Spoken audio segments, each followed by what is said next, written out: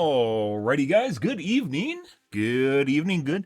Good Monday, Tuesday, guys. Hope you guys are having a wonderful evening so far. Tonight in the we're gonna be playing more Nemi-chan. Maybe try something else, but probably not. Let's see.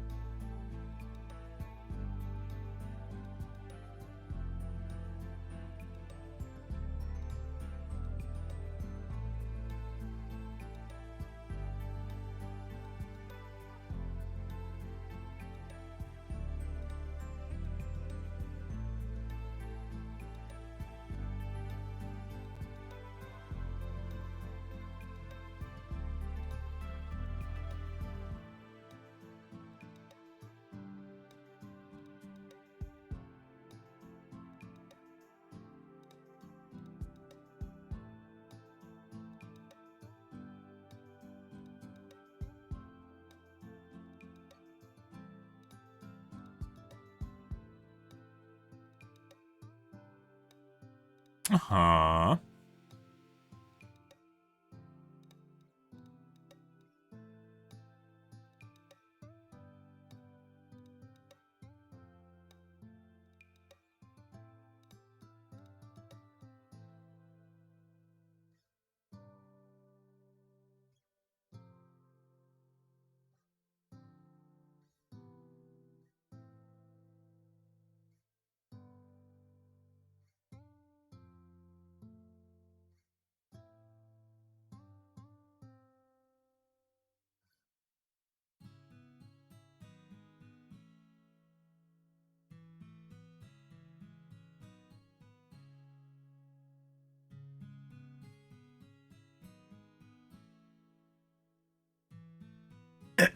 Good.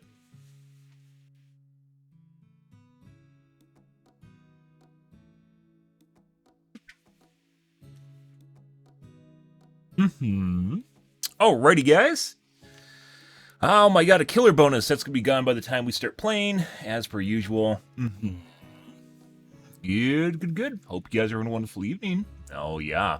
Yeah.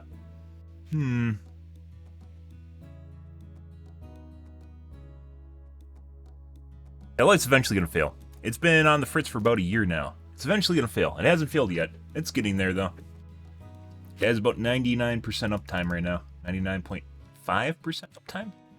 Let's take a look at the tubes, guys, see what's going on here, and then we're gonna do the Reddits and the usual. 7,600 review. Reviews are up for the 7,000 series? Or did they jump the gun? Where's Gamers Nexus? I don't really trust Hardware Unbox anymore. They have a very, there we go.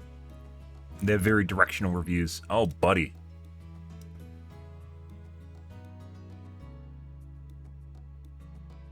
$7,950 and then 7,600, both considering.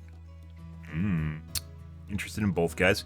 All right, I guess we're going to watch 7,000 here. I guess the NDA lifted. I'm pretty sure they launch on the 27th, so I guess they get to lift 2 days early. Let's take a peek, see what's going on. 95 degrees Celsius is what this CPU runs at. The AMD Ryzen 9 Doesn't matter. 750X when it's using they made GPUs that ran close to thermal throttling, which is the Hawaii series, the 290 series. Ran very close to thermal throttling at all points in time, and that's just the way that they were. because they're designed. And if you want to design a chip that runs at a certain temperature, you can. And there's nothing wrong with it. 360 millimeter liquid cooler. That's just cooling clickbaity. Solution with 100% fan speeds in a 21 degrees Celsius environment. That is very hot. However, it's by design. That's how AMD planned for the 7950X to be used. And There's in no fact, overclocking most of headroom Zen because you 4. run into We'll thermal talk about those throttling right away. CPUs over the next 4 videos. This one is the AMD Ryzen 9 7950X review, where we'll be looking at the CPU and production workloads, gaming, and power efficiency, as well as power consumption. This is a $700. Oh, please. Where the fuck are they coming up with this metric for reviewing CPUs on the left side? Fuck off. AMD flagship. It was under that cooler, and it's going up most directly. It's not even a versus guy Intel's come out in the middle of a commercial 12900K. for We'll also be looking in at a the lab coat saying he's, 12-core pretending 7900X, that he's a the scientist or some $400 stupid shit 8-core like that. 7700X, and the $300 7600X in the next videos. But for now, we're starting with the 7950X. We brought you this video with the GN store Wax. over at Good evening, dude. store.gamersaccess.net. You can get awesome products like our 3D coaster packs, which include 4 uniquely designed PC component-themed They're pretty coasters cool. featuring GPU silicon, Regardless. subframe design, overclocking with liquid nitrogen in the coming days in a live stream, so check back for that. Zen 4 is DDR5 only, so that's a major shift for AMD this generation. We're testing Not with really a happy with Corsair that. Vengeance kit for this round of tests. It's a very high-performing kit, DDR5 6000. It runs 30, 36, 36, 76 for the timings. We ran all Expo timings for AMD and for Intel. Expo, if you're not aware, is AMD's sort of XMP alternative, except it fits more timings in the profiling. And some of the manufacturers are already moving to things like 4-active window or TFAW in the timing set for Expo. So this is all good Because news. that's all part If you of wanna the learn memory more about subtiming that aspect overclocking, of which is things, big in the though, 5000 check out series our and the previous 3000 video series. below on the It mattered Amd a lot. Ryzen news, 'cause today It's like we're 10% focused on additional testing performance. and a whole lot of For all you charts. do is Couple just, important enter notes some though. values So into for BIOS. testing methodological changes, we've moved to Windows 11 for all of our CPU benchmarks. This is entirely fresh data. All of it was collected within about the last 5 days or so at GN. So this was a huge team effort, and we're really proud of the data we managed to put together in just a few days here. Also, we have a bunch Not of sure new why they games do that, tested. We've moved to because DDR5 they could 6000 have on Intel moved Alder Windows Lake 11 also, months ago. and basically just made And a complete pre-prepped their overhaul data. of our testing methods. So 0604 is the BIOS revision we used on the Asus Hero. That's going to be relevant as people may use different versions. There was technically 0605 before launch, but we found 04 to be the most stable. We did have stability issues initially when setting up the Ryzen 7000 system on AM5. AM5 is the new socket. It is, if you're not aware, LGA, not PGA, so that means that it has pins in the socket and pads on the CPU as opposed to pins on the CPU like you saw in older AMD generations. We managed to get past the stability issues though. We had to use BIOS flashback rather than flashing BIOS through the normal methods just in BIOS. So keep an eye out for stability problems and initial boot problems, but Usually once happens we with got new it booted, CPUs. it was more or less zero problems at all until we socketed a different That gets CPU ironed in, out in at like which the first point we had month. the clear CMOS. Less than that, So a little bit couple weeks. frustrating there. The boot times are in fact long when it's a first boot or a clear CMOS, but otherwise it's pretty standard stuff and stable once we're in the OS. Okay, enough of all that. Let's talk about something really important for this, boosting behavior. As we get into the thermals and the frequency charts, boosting is very different this time around, and it's because AMD has designed these CPUs to first hit a thermal limit, so it runs at TJ max before it hits a power limit. It's acting kind of like GPUs in this regard, except it's boosting to thermals first. Very different. That means that if you use this cooler, or if you use, say, a much smaller 120 millimeter tower, or a Noctua cooler, an HD15, or you use a full custom loop, in all scenarios, it will boost on the 7950X to 90 to 95 degrees Celsius. That is expected behavior. Whether or not it's good behavior is a different story, but that's what you should expect to see. And when it does that, the power consumption changes in step with it, contingent on the thermals. What AMD is doing is adding frequency to the clock for the extra headroom. What that means Overclocking. is that your cooler choice is incredibly important here, because the cooler you use will dictate the frequency when it's Up to under a certain auto point. set. Obviously, once you get pressed a certain point, there's diminishing returns. Just like with overclocking. They're basically describing methodology for overclocking right now, is what he's describing, and the CPU doing that. And once again, very much depends on your thermal headroom. But once again, Just having a bigger cooler and throwing more watts at your CPU won't necessarily mean you'll have a big performance gain. So there's a diminishing return curve where your cooler you have basically doesn't matter anymore. Or the environment, I guess, could also matter on that too, right? Because air conditioning or whatever. More so than in the past with just PB2. So let's just look at some of the numbers to explain it. We'll start with the simpler chart. Here's the die temperature during a Blender workload. It's actually impressive. The CPU hits 95 degrees Celsius within 8 seconds of the workload starting, which is phenomenal considering we're using a 360mm cooler at full fan speeds. Normally, this would indicate a bad mount and we would instantly redo it, but this is actually just expected behavior here. Here's the frequency on the right axis. Disagree. The CPU is clearly not throttling because otherwise we'd see massive fluctuations in that line, or we would see hard tanks downward as a means to control the thermals. Instead, we're seeing immediate 5200 megahertz at the start, which then drops to about 5078 megahertz. You can actually see there's a small decline here. Small decline, and it looks like it goes down, then it goes up a little bit. So there's a little bit of an average like hysteresis going on here with the CPU steady state. Or clock and speed. Within the period of most gaming tests that we run, the CPU will be closer to 5100 megahertz. These CPUs don't have just one fixed frequency like CPUs used to have. Instead, the frequency is contingent on thermals now and then power. This is important because when you're looking at reviews today, they're going to have slightly different numbers depending on the cooler they used. It'll all be pretty close, like within 100 megahertz, but that will change the performance. We use the 360 Arctic Liquid Freezer 2. It has the new cold plate on it, and it runs at 100% fan speeds and an ambient 21C. So that's all you need to know for our testing. This is a strong argument for not just closed loop liquid cooling, but maybe even I have a pretty beefy cooler, so I think I'm set. At this point, where it is a very different environment now. All the parts are going to very high power consumption. Regardless, efficiency becomes irrelevant when all you care about is absolute power draw, because that will affect your power supply choice and your cooling solutions. So it's NVIDIA and AMD and Intel, although Intel got there first, all going in that direction now. Here's a bar chart showing all of the exposed thermal sensors on the R9 7950X. These are averaged at steady state after a 20-minute workload. There isn't much I/O workload since we're just rendering tiles in Blender, so the I/O die runs cool at 41 degrees Celsius in an ambient of about 21C. L3 is also doing fine. It's not really as taxed here. The T-die sensor, though, that's the important one, and that shows 95.4 degrees Celsius throughout basically the entirety of the test, from the 8-second I believe mark they're designed to shut down at 110 mark. too. The core-to-core delta, so that'd be seen from core 0 on this chart down to core 15 in the chart. My guess is undervolting is actually going to be incredibly important, just like with PBO is going to be incredibly important to overclocking now. There's a lot of room for improvement from lapping here, because PBO the coolest cores run in the 70s. We'll highlight one of those, and then the hottest ones hit 95. Since this boosts to 95 degrees regardless, the hottest cores are going to be the ones limiting the boost headroom. Dropping them all in a flatter and thinner surface will give more headroom.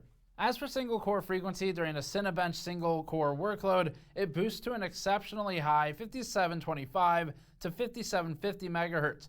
This chart shows the max frequency for any single core during the test, demonstrating boosting headroom when under a limited workload. Games would be a mix of this chart and the previous one, as they aren't commonly loaded 100% on the CPU. Power consumption testing is next. We're over at the power testing Older station games tend in to the lab, be and for this, taxed we're on testing most, the EPS 12 volt cables, which is Core 1 and before Core 2. VRM efficiency losses, but it isolates the CPU from basically the entire rest of the system.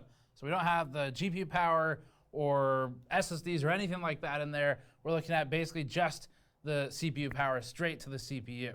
First, in Blender, we see the 7950X pull an average of 251 watts when at steady state. That puts the 7950X as one of the highest stock power consumers we've tested yet. The 12900K sits at 244 watts during this workload. And this is the power for both, even after extended use for the full test period. The 7950X sheds a few watts over the test period, but really not much, and only because the CPU is losing some headroom from thermal saturation both at the IHS level and the cooler level. It's a difference of about 8 watts over the test period. The 5950X of last generation pulled 120 watts, marking the 7950X as a doubling. My guess is there's they have PBO on by default. Is my guess is what's going on here, because I don't think the thermal envelope of the 7950 is supposed to be that hot.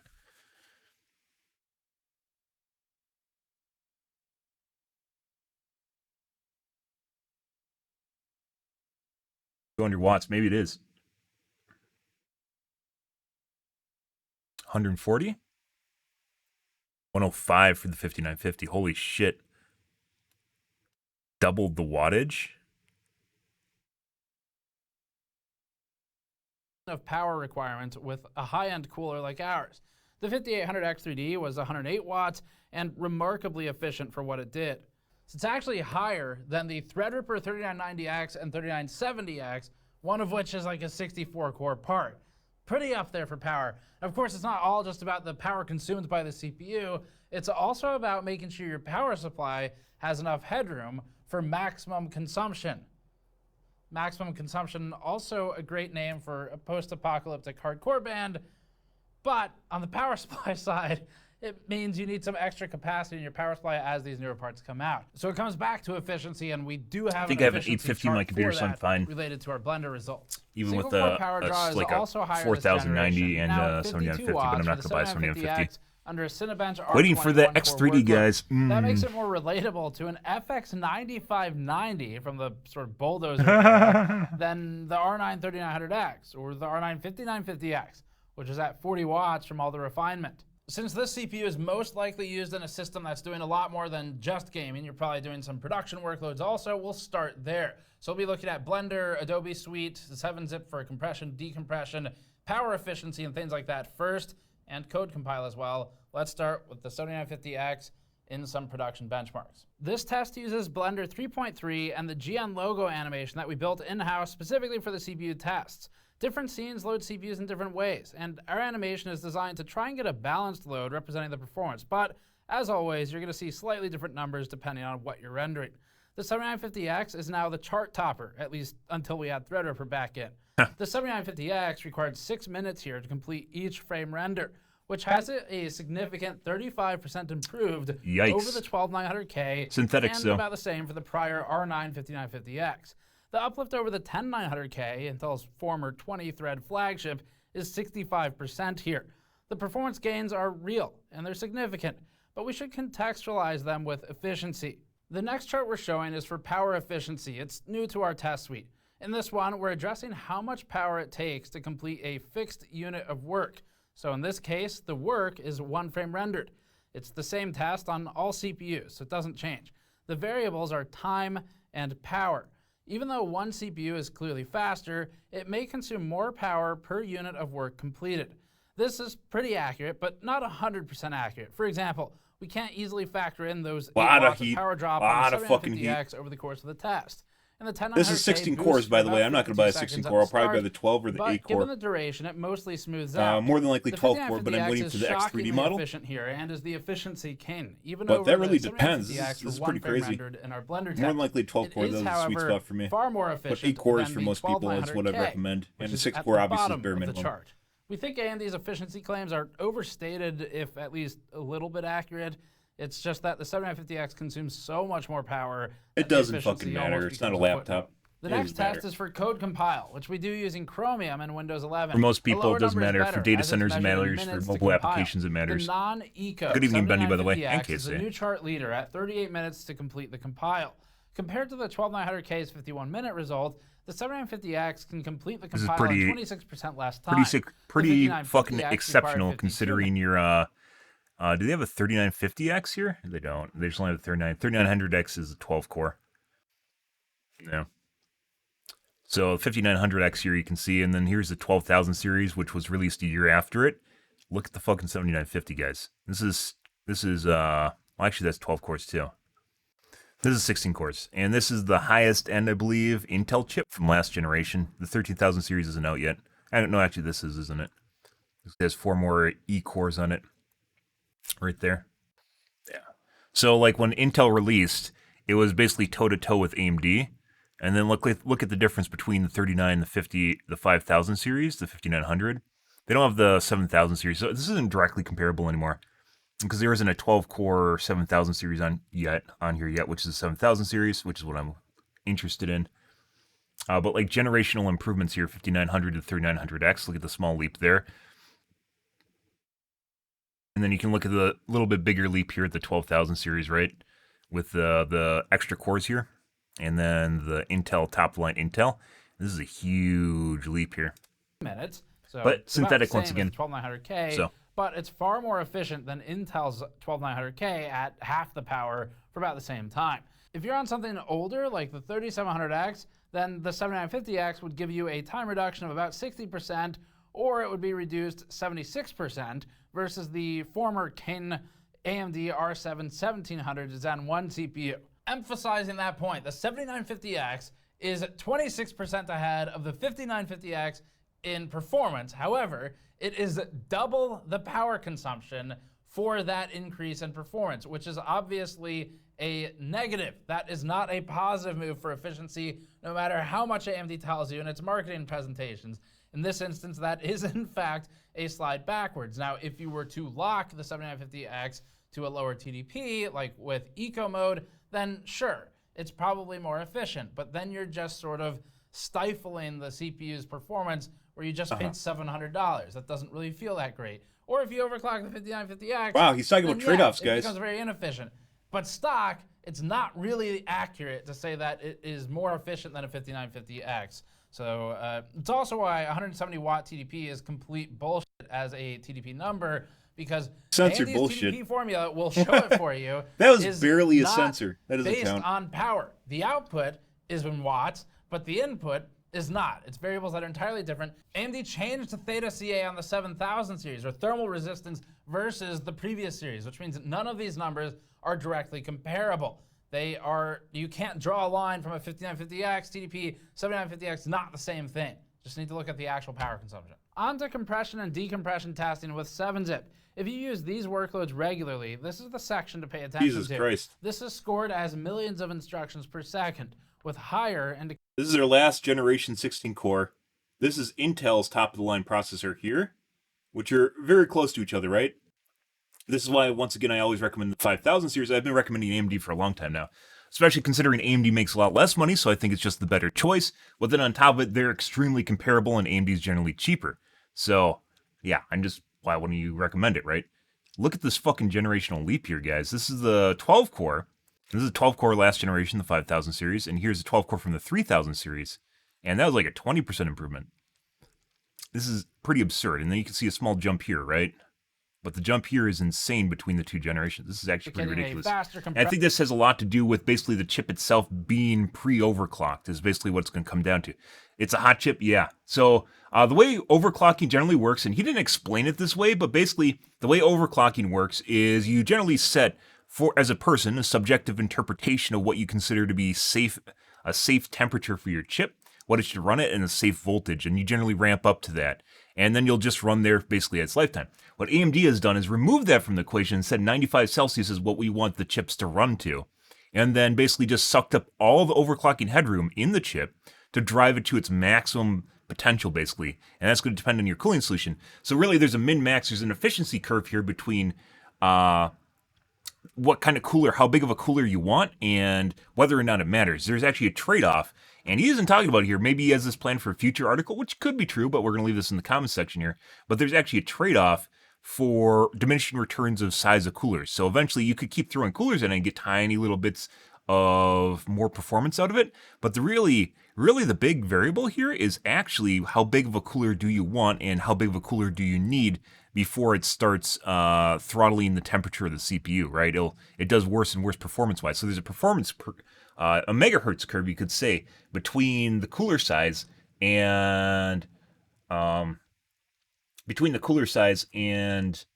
maximal frequency that you're going to get, right? And then at a certain point, exotic coolers, you can get, he was using a 360 millimeter monstrosity of an all-in-one cooler, which almost no one's going to use, but you might not need that. You might need some sort of middle-grade processor cooler, and you'll be within 100 megahertz of this exact cooler, and it'll drive down the efficiency too.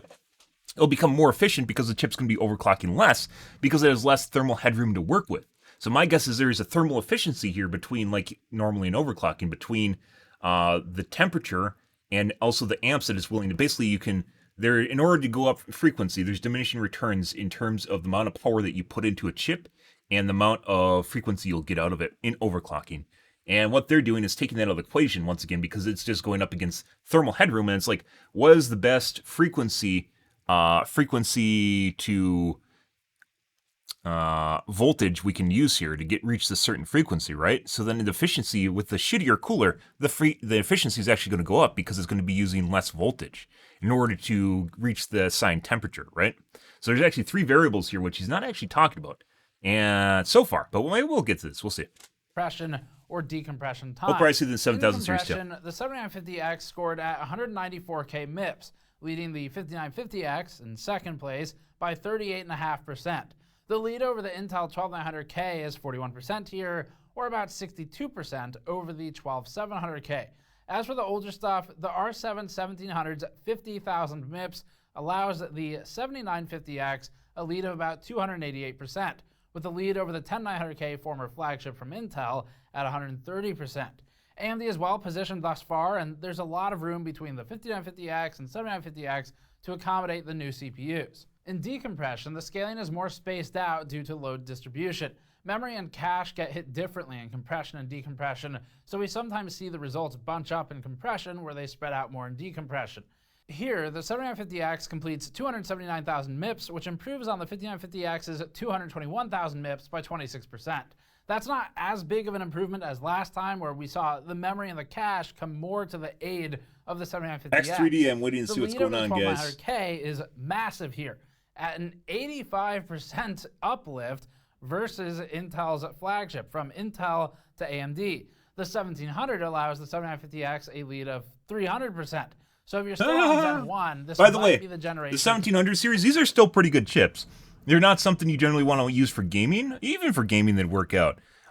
Because they have 8 cores on them, they're relatively good for multi-threading performance, and they're cheap. You can get them for like $100, so not super expensive. Compared to this guy being $700, this guy's going to be about $100. Pretty big difference, right? Consider an upgrade. The Adobe suite is next. We'll start with Adobe Premiere, where we test filters, transforms, render speed, live scrubbing, playback, and effects, and then we calculate an overall score in aggregate by using the Puget bench. The 7950X scored 1189 points aggregating all tests, putting it only 5% ahead of the 12900K here. The CPU difference just isn't making that big of an impact in this software suite, but that's not the first time we've seen Intel and AMD differences converge in Adobe software. If you're a heavy Premiere user, you might not notice a difference between these options. Compared to the 5950X though, the 7950X improves by about 21%. So generationally, that's noteworthy. It's just not as much as we're seeing in some other places, especially when considering the increase in RAM and motherboard cost and power consumption. No. The Adobe Photoshop test suite is similar in that it aggregates a total score from overall function Almost no difference here. The This is Adobe though. 7950X scored 1520 points here. Once again, Winning about the 12,000 same series. as the 12900K. The gap is only 1.6% this time. That's basically error or very close to it. And so the lead over the 12900K just is basically non-existent. The lead over the 5950X is 23%, about the same as we saw before. And compared to the 1700, the 7950X is 118% ahead. But the 1700 is also from the generation that had the biggest disadvantage in Adobe software when compared to the same generation Intel parts. So for production, the Adobe suite doesn't really change very much, but moving on to games, we might see some differences. It was very difficult to create a bottleneck this time. We moved to an RTX 3090 Ti FTW3 RIP EVGA GPUs, and as the 4080 and 4090 are coming up, this is about the closest we could get currently to what's to come. This is why you turn down resolution, guys, and graphical settings so you don't end up with a GPU bottleneck. You create the GPU bottleneck by turning up the settings. Rasterization performance. We'll see what they're testing at again. This is one of the big problems I have with, I've talked about this with the last generation of testing, with tech tubers is for some strange reason they're running at high graphical settings to test CPU bottlenecks. Why? I have no fucking idea. Hard to make. And then they're complaining about the fact that, oh, we aren't going to have a CPU bottleneck. No fucking shit, because you're running your settings too high. So, yeah, no shit. And then it matters because the 4000 series is coming out that's going to be faster than the 3000 series, and you're going to run into a scenario where your CPU is going to be getting used more, right? CPU bottleneck. Fucking weird. I talked about this last time. I got like downvoted and shit. Exit perhaps sort of the philosophical, let's show differences between CPUs and enter the, but is it reality? But we'll come back to that in a moment. Let's start with a question on at what point you get currently an RTX 3090 Ti FTW3 RIP EVGA GPUs, And as the 4080 and 4090 are coming up, this is I literally said, the I talked about closest the next we can generation, get that's why it currently matters. to what's to come for at least rasterization performance. However, it was very hard to make a CPU bottleneck, which is a different discussion on at what point you exit perhaps sort of the philosophical, let's show. It's not philosophical. He literally just talked about a usage scenario in which they're going to have a higher upper bound because GPUs are coming out that are faster. This is future looking. You're talking about new GPUs and then this 5000 series GPUs coming out 3 years from now. Because it's not hypothetical, because you're going to run into a scenario where there are going to be better GPUs. It's not a hypothetical scenario whether or not NVIDIA or AMD are going to exist. We can almost most assuredly say that maybe not Intel GPUs, but we can most assuredly say that unless the world ends, NVIDIA and AMD will probably be here for their next generation GPUs. Yeah, that's not a discussion. It's not a hypothetical. This future that he's talking about does not exist where AMD and Intel or NVIDIA are not going to be there. So, we can't discuss this, guys, because NVIDIA and AMD are not going to release their next generation of GPUs. Yeah, we better not talk about that because, yeah, that's in 3 years from now, and who knows, the sun could explode in 3 years, right? Yeah, fuck off, dude. Hardware Unboxed is the same fucking shit. And this is one of the things that I mentioned before, Hardware Unboxed is worse. That really is fucking weird. It's like they seem to not understand that tomorrow is going to be there. Well, okay. Differences between CPUs and enter the, but is it reality? But we'll come back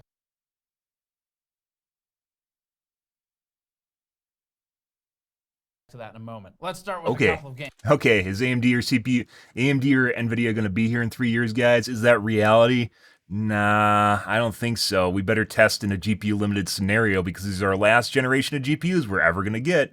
Fuck off. Counter-Strike Go at 1080p creates a fully CPU-bound workload, allowing us to get a complete... Yeah, and then they go back to something like this, and Counter-Strike's an old game, so it doesn't really matter much, right?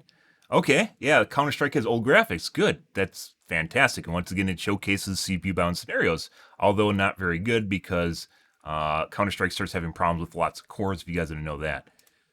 Picture of scaling. In this one, the 7950X runs at 436 FPS average, which outpaces the 12900K 0.1% are all about the same. That's kind of weird. By 16%. It's a solid start.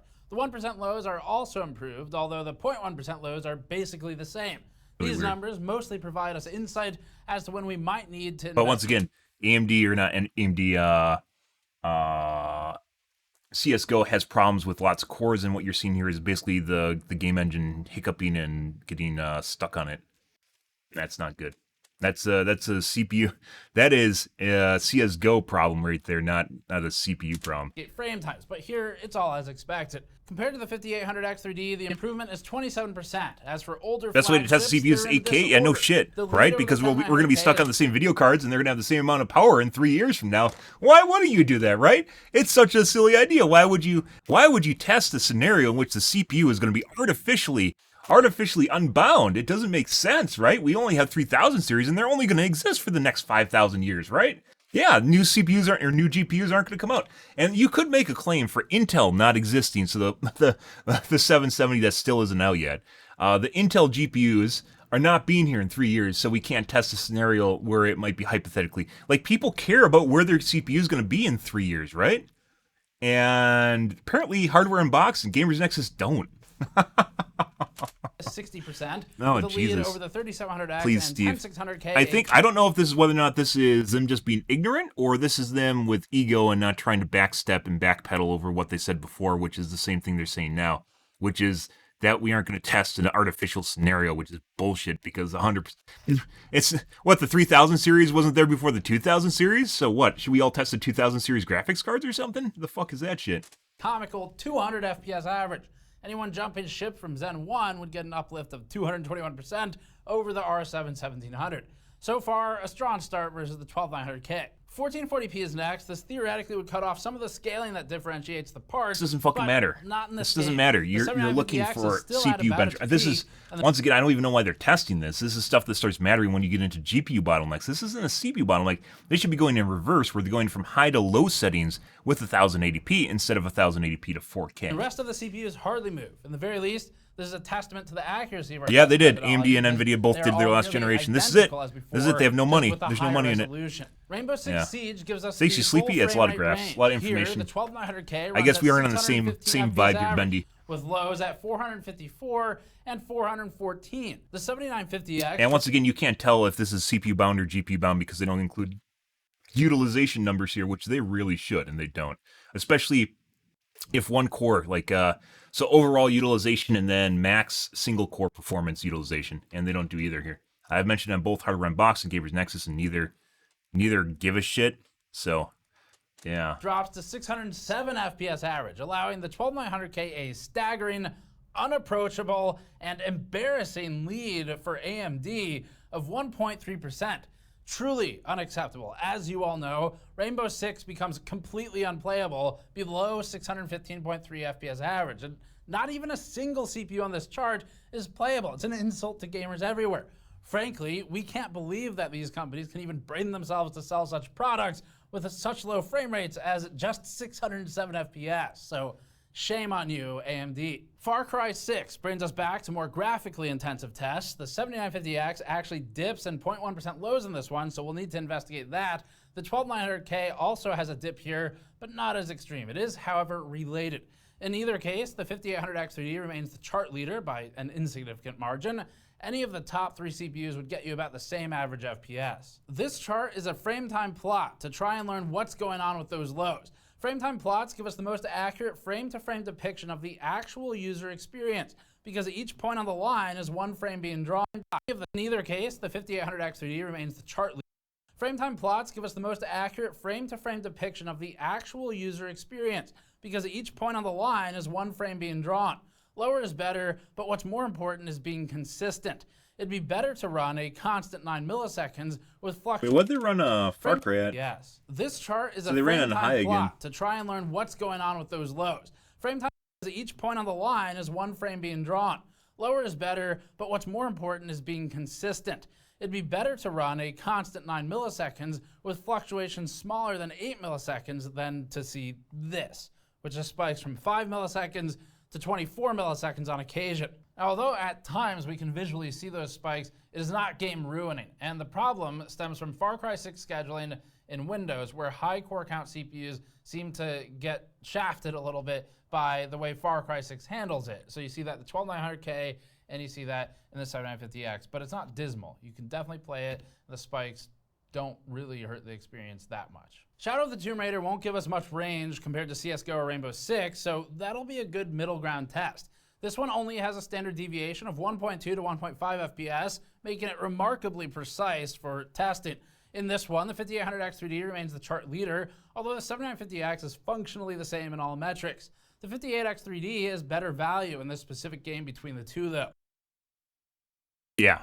X3D, guys. So here's the 5900 X series. X3D. I'm literally waiting for the 3D cache variant. I'm not going to buy this.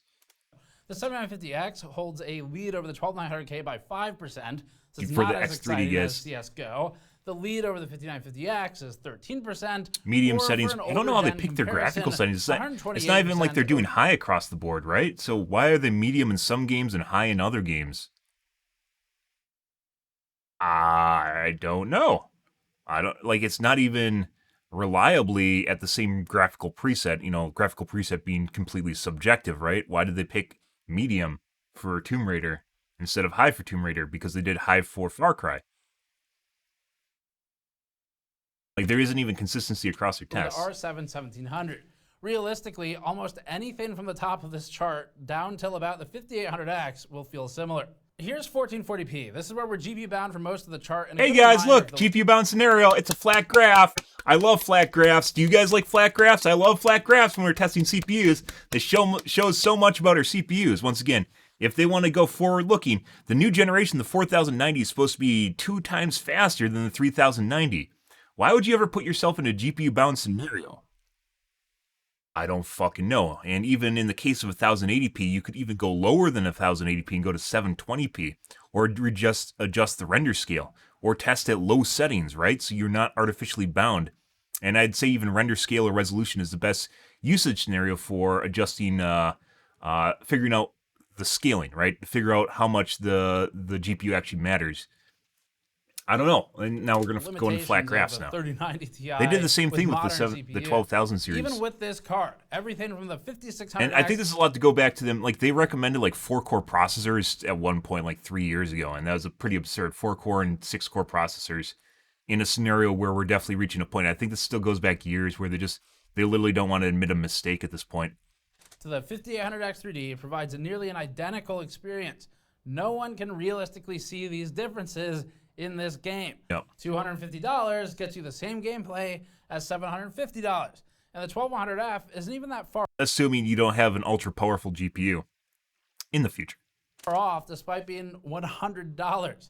Not cheaper, just $100. No, this is kind of That means pointless. This isn't And a once useful again, they're test for looking at a CPU forward-looking comparison, scenario. But it is a useful reminder. And that reminder is that the 7950X is a production class CPU. It's a little overpowered for something like this. F1 2022 gets us back to the ridiculous FPS numbers. The 7950X technically X3D, manages to land guys. at the top That's of the an chart, 8-core too. but in reality, it's tied with the 58X 3D. The lows are even measurably better on the X3D, although not in a way you'd notice. 3D cache. That makes the 7950X's value questionable for gaming unless you're also planning to use it in production workloads. The lead over the 12900K is 9.6% here, with lows basically identical. So that is a fairly strong gap between the two. The generational jaunt over the 5950X is 17%, also a pretty healthy jump.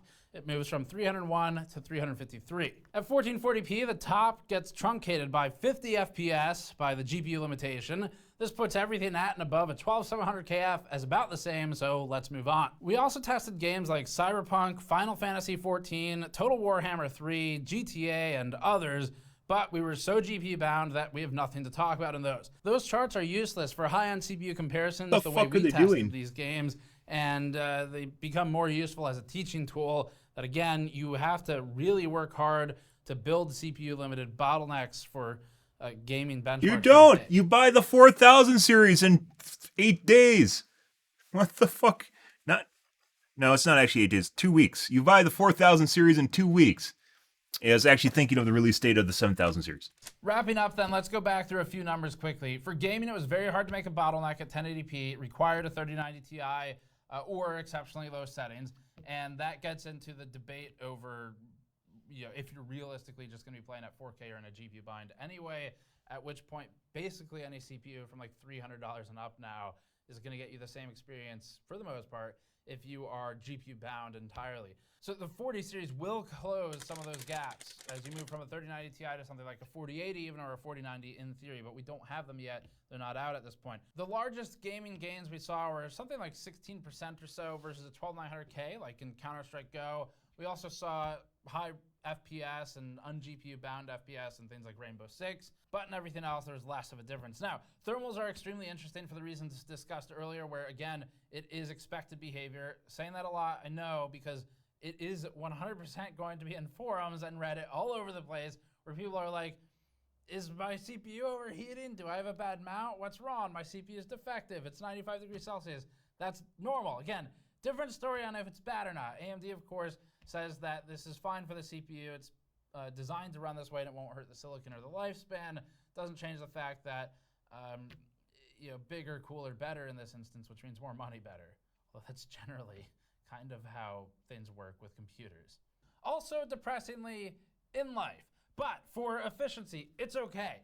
It's nowhere near what AMD would lead you to believe when you look at something like a 5950X in Chromium or in Blender. So it is in fact behind generationally in the test that we run with the way we calculate it than, say, the 5000 series, 5950X. It's still better in terms of performance. It's just that it's taking a lot more power to get that increase, and so it's less efficient. So the amount of the units of work produced within the same amount of time is higher on the 7950X.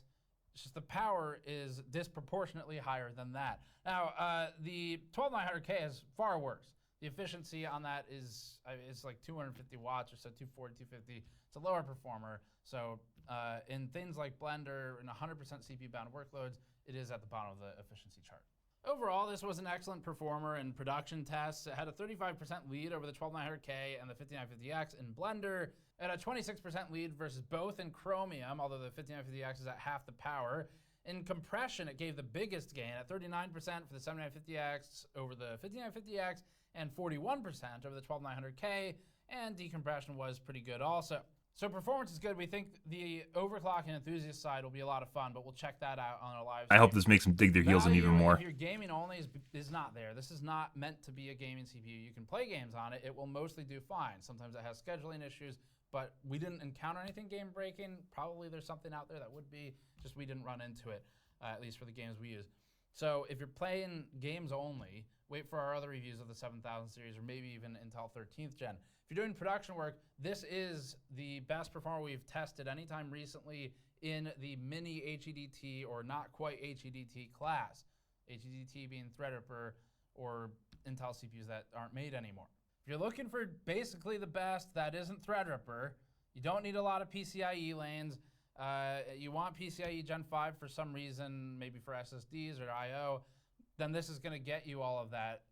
It's just, you need to have those use cases, otherwise it's a waste of money, clearly, because motherboard's expensive, RAM's expensive, CPU's expensive.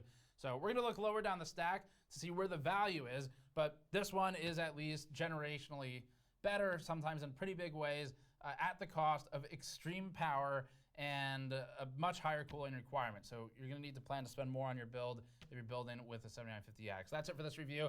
To support us directly, go to store.gamersnexus.net. This testing took non-stop work from the whole team for the last week or so. So go grab something like a coaster pack. We have a 3D coaster pack that's designed around computer components. It's really unique, custom made, and super high quality with a great texture and designs on it, like VRM components, GPUs, CPUs, things like that. And you can go to patreon.com/gamersnexus to help fund us directly in our reporting. Thanks for watching. Subscribe for more. We'll see you all next time. This might even get deleted. We'll have to wait and see. We're going to post it to Reddit, though, which has different mods than here, so we'll see if it gets deleted from Reddit then.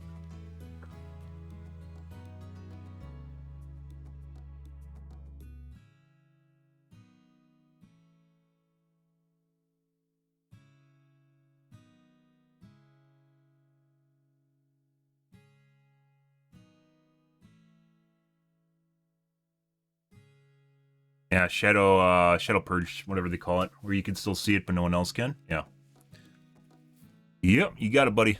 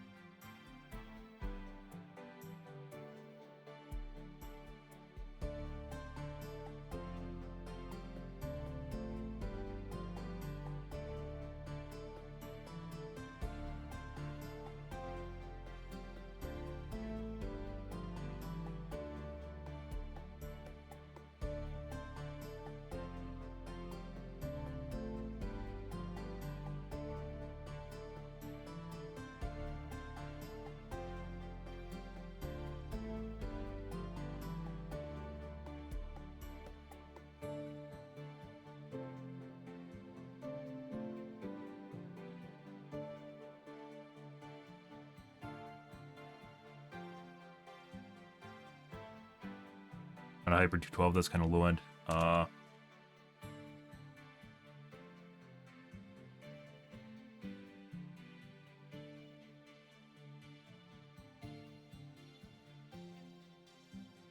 Got that right? It is. I love it. This is P Music. It's actually a mod for RimWorld. And I like it so much, basically I use it as background music because it actually is pretty great. It's pretty great just being there in the background, chilling. But at the same time, it's also not, it's not so chill as it puts people to sleep, in my opinion. Because it's a little bit festive, right? But at the same time, it goes up and down. So, yeah. Works out pretty good.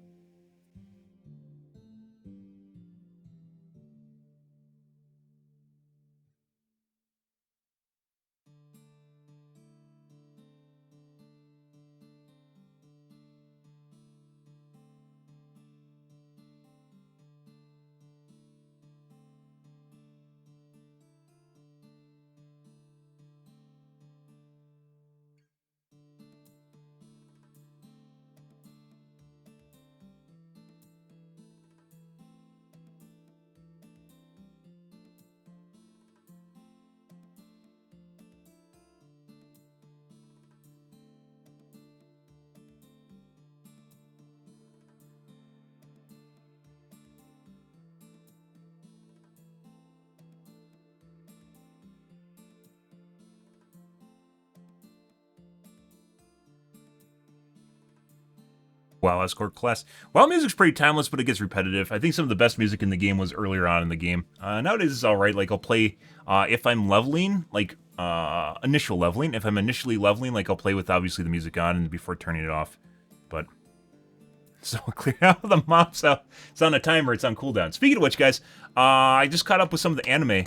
I just caught up with Dan Machina, or, is it wrong to pick up girls in a dungeon, I believe it was? So just kind of like a harem.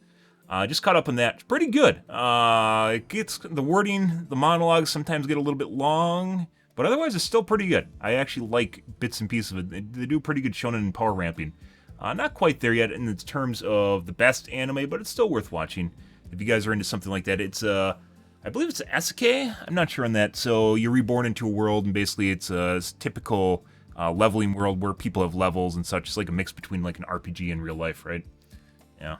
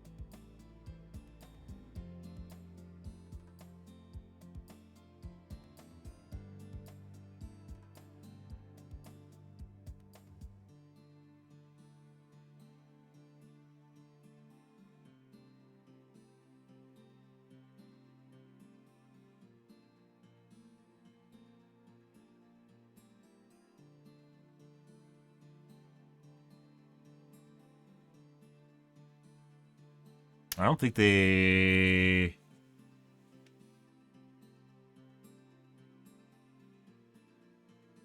got it. Shit. I mean, it is the release of the 7000 series, so I think we kind of have to look at this again. Take a peek at this.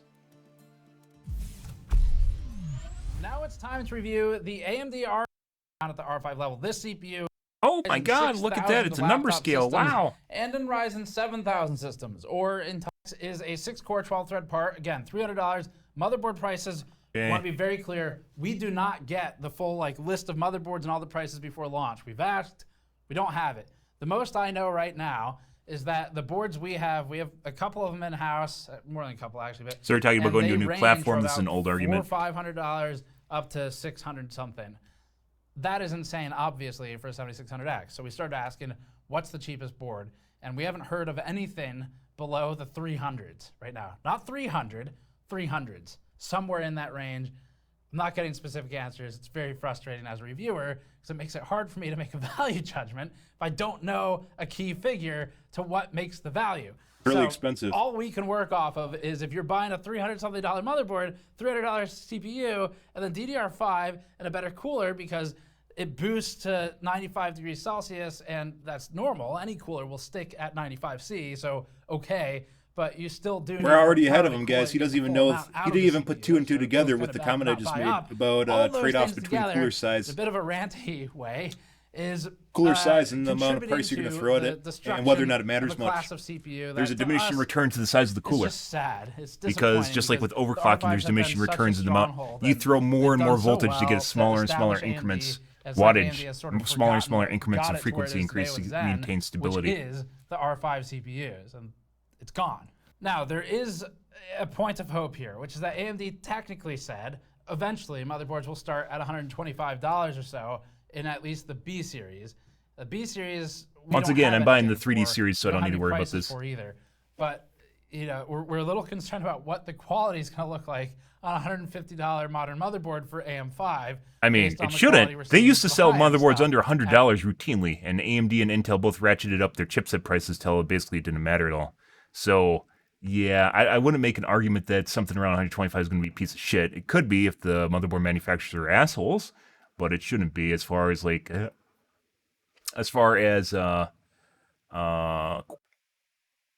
quality of the things that they're putting on it, components.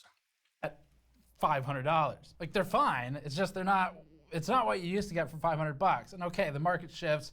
But then I believe it's in February's rumors, or it's in February. So rumors are pretty accurate this year for really today. The AMD launch. Value. We'll get into more discussion on this in the conclusion, but we need to watch. He also didn't mention the 3D variants at all in his last video. Opinions at the end. So let's get started. And I think this is what most gamers are. Most gamers are actually interested in is the X3D chip. In this one, the 7600X myself being included. lands second place on the chart, and at a significant discount from the 7950X, despite a price hike over the likes of the R5 3600 and competing with the cheaper 12600K or 12400. The 7950X holds a lead of 14% over the 7600X, with the 7600X ahead of the 12900K by just 2%, while maintaining stronger 0.1% lows. However, there's a wide standard deviation in 0.1% lows for this game, so those don't matter as much as normally. The generational jump over the 5600X is 20%, from 320 FPS to 383 FPS average, with the jump over the 3600 at 67% improved. Looking at this another way, the i3 12100F achieves 67% of the total performance of the R5 7600X, while being 33% multiplayer games are more difficult to test, but they definitely do need to test multiplayer games, and they don't. Motherboard and of DDR4, Hardware boxes kind of start doing that, but even then it gets so if you're looking for something that just gets the job done, he doesn't play like the real matches. 1200F remains the best option there, but the 7600X has a clear advantage and a meaningful one. At 1440p, the results are all the same. CPU-bound games are generally the multiplayer ones. That's because we're entirely CPU-bound. Where it matters more if we have more assets operating at the same time. The 7600X has the same performance as before, landing slightly ahead of the 12900K. So there's no change to speak of, and we can just move on. Now it's time for Rainbow Six Siege. Once again, we still haven't hit 1000 FPS, or, as we're calling it from here forward, a kilo FPS. Sort of like very high, guys. Like the amount. Oh, that's another thing I was supposed to mention. You'll need to pull to run these systems. The 7600X ran at 603 FPS average, with lows well paced at 391 and 330. Frame time consistency is in good shape here. The 7950X is within error at 0.7% ahead, establishing what everyone already knew, that the 7950X is for production, not gaming, and so it's an absolute waste for anyone who is only doing this type of workload. For what it's worth, Intel manages a technical but unnoticeable lead, and so does the 5800X 3D. The 7600X leads the 5600X's minuscule and totally unplayable 543 FPS average by 11%, with the 7600X over the 3600 by 54%. Now, although that's actually pretty impressive, one thing we really want to make sure everyone's clear on as we get through all these new and shiny CPUs and GPUs coming up is that even though the gains are good, if you are still happy with your system, right, this is where you need to stop if you're thinking of upgrading and ask yourself this question. If you're still happy with your system right now as it's built today, you don't have any real reasons to complain, just keep using it. You don't need to just buy the newest thing just because it's better. Once again, it's not about the newest thing. It's about what kind of video card you're going to have in 3 years. It's about what's going to happen in 3 years. Like, what aboutism? It's about what's going to happen in 3 years, not what's happening today. Good enough today doesn't necessarily mean it's going to be good enough in 3 years, right? And you can go, oh, that doesn't matter because that's what you have today. You have a GPU today in your system, so it doesn't matter. Yeah, but you might upgrade in 3 years, right? In 2 to 3 years, you want to see the value proposition of what you're buying today when you make a choice on it. It's not just about what GPUs you have available now. It's what GPUs are going to be available in 3 years. Because we can definitely safely assume that NVIDIA and AMD are going to keep making GPUs 3 years from now. Until Intel, AMD and NVIDIA are definitely probably going to be there. Most likely going to be there. So, yeah, him just going, it doesn't matter because you have this GPU today. Yeah, it's not about what GPU you have now. You know, someone today might not have, they're probably not going to buy a 3090, but they might buy a 4080, which is still going to be faster than 3090, right? Or 4070. Because that's always going to happen. And we just like to drop in these reminders because people get really caught up in the hype. And realistically, if you're pretty happy with what you have and the money would mean more to you than the joy from building a new computer right now, then you can always wait till later. So anyway, at least for Rainbow Six so far, though, it's looking pretty good. Far Cry 6 is more graphically limited. However, there's still scaling between all of these CPUs. The 7600X's 164 FPS average has it just ahead of the cheaper 12600K, leading by 5.8%. The 7600X also leads the 5600X's 131 FPS average result by 25%, and with better 1% and 0.1% lows. The 3600 is improved on by 53%, similar to the last test. As for value, the 7600X at $300 is better than the 5600X at $300, which is what it launched at. It's not available at that now, but at least that's improvement generationally. The 12600K is getting most of the performance though, and at $30 cheaper, while also supporting DDR4. If you're looking for the cheapest option, the 12100F is still the leader in the sort of playable but cheap category, although 13th gen will shake things up. Lows on the 7600X are better than we saw on the 7950X due to the scheduling problems with high core count CPUs in Far Cry. Doesn't make it unplayable, it just creates the 0.1% number that you're seeing. So overall, the 7600X's gains over the last few generations are pretty good versus, say, the 3600, even though it shares a name with an Intel CPU from almost a decade ago now. It is close in competition to the 12600K, but the price is not that different between the two of them, and obviously things will shake up more than we can predict right now with Raptor Lake coming up, but even the cost difference at the moment is relatively minor other than that startup cost for the board and the memory if you're going with AM5 because it forces you into DDR5. Final Fantasy XIV's Shadowbringer benchmark is next. This is new to our test suite. We're using the pre-packaged benchmark, and this performance will vary when connected to things like servers if you're actually playing the MMO and in different areas of the game. Still shows scaling, but because this is a network-attached game, we have to use the built-in benchmark instead. The 7600X ran at 224 FPS average and had frame times consistently paced. The 12700KF and the 12900K both end up ahead this time, and the 7950X is functionally tied, basically error run to run though. Versus the This is the opposite direction of the last article where they started out with synthetic benchmarks and then went to GPU benchmarks. They did the opposite direction where they started out with GPU benchmarks. Against the old guard 3600, the lead is 54%, and the 76X, which is consistent with the the 7600 looks like it's doing pretty well here. And 5950X here, the benchmark appears to drop some frames when going too high in core count for Zen, but we'd have to research it more to really be sure. Tomb Raider brings us back again to more constrained scenarios, but still with scaling most of the way up the stack. Arguments for multiplayer benchmarks is a different animal though, which is why I'm not going to add it to my post. I think that's just going to muddle things. I agree. I think there's actually room for another hardware channel to actually do multiplayer benchmarks and do them well. And where Gamer Nexus and Hardware Unboxed don't tackle them, or they do a pretty poor job like Hardware Unboxed does. 5600X and the 3600, if you're upgrading from that, you can expect to see closer to, at least in this benchmark, something like a 68% improvement. So large jump there if you're going back as far as 3000, 2000, or 1000 series, and we have the 1700 in there too if you wanted a anchor point to the 1000 series. At 1440p, we see complete GPU binds on everything. we're stuck at 200 FPS. Meaning Price on medium settings at 1440p, guys. Wowee! We're CPU bound or GPU bound. Yay! In a CPU bound scenario. Yay! For such good reviewers. The dose of reality is that a GPU like, this is actually a scenario. It's kind of funny because I used to read Tech Report all the time back before basically the main reviewers went away, the main editors left.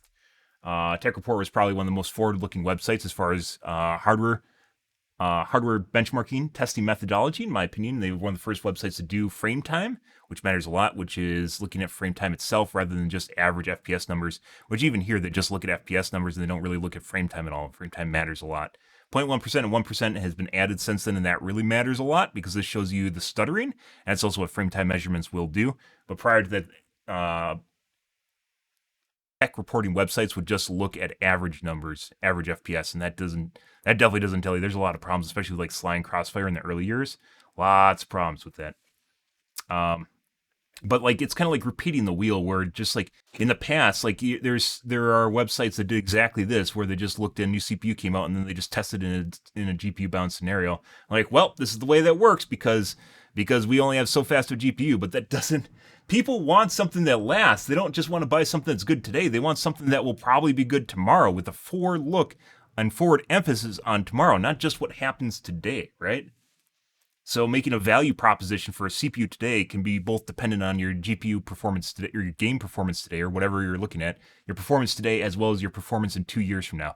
And it is not hard to simulate a scenario where you have a more powerful GPU. You do that just by turning down the render resolution, at your resolution in general, depending on how you want to do it. And even outside of a game, there's ways of doing it with NVIDIA, for instance, with, I forgot what it's called, but it's a tool that allows you to change the render scale. CPU choice matter outside the game. Less. In F1 2022 at 1080p, the 7600X ran at 342 FPS average, meaning the 7950X has just a 3%. You can tell that the engine's having problems here because it's just the 1%, 0.1% adds up basically flat here. AMD's marketing team. And it's There's something going on here. It's not bad when considering the price gap. Compared to cheaper stuff, the 12600K's 287 FPS average probably has a lot to do with one core getting maxed out. Of the performance of the 7600X, and but it costs 90% per core of the price, performance, so I guess. The scaling still makes sense. At 1440p, the 7600X ran at 297 FPS average and lost headroom due to the GPU limitation. This means everything on the top half of this chart is similar in experience, with the top third being basically identical. We also had Cyberpunk, Total War Warhammer 3, and GTA tested. But as discussed in the 7950X review, we're basically GPU bound at the top of those charts. That makes them useless as games for a CPU review in comparison with these settings, but useful if you want to play them, since you know you'll just need a better GPU more than anything else. So that's all the gaming tests. Now it's time to get into the production tests, and these ones are really fun because they're pretty easy. They're very one-dimensional. It's normally just represented in time. I don't think we're going to do it tonight, but we'll take a look at Hardware Unboxed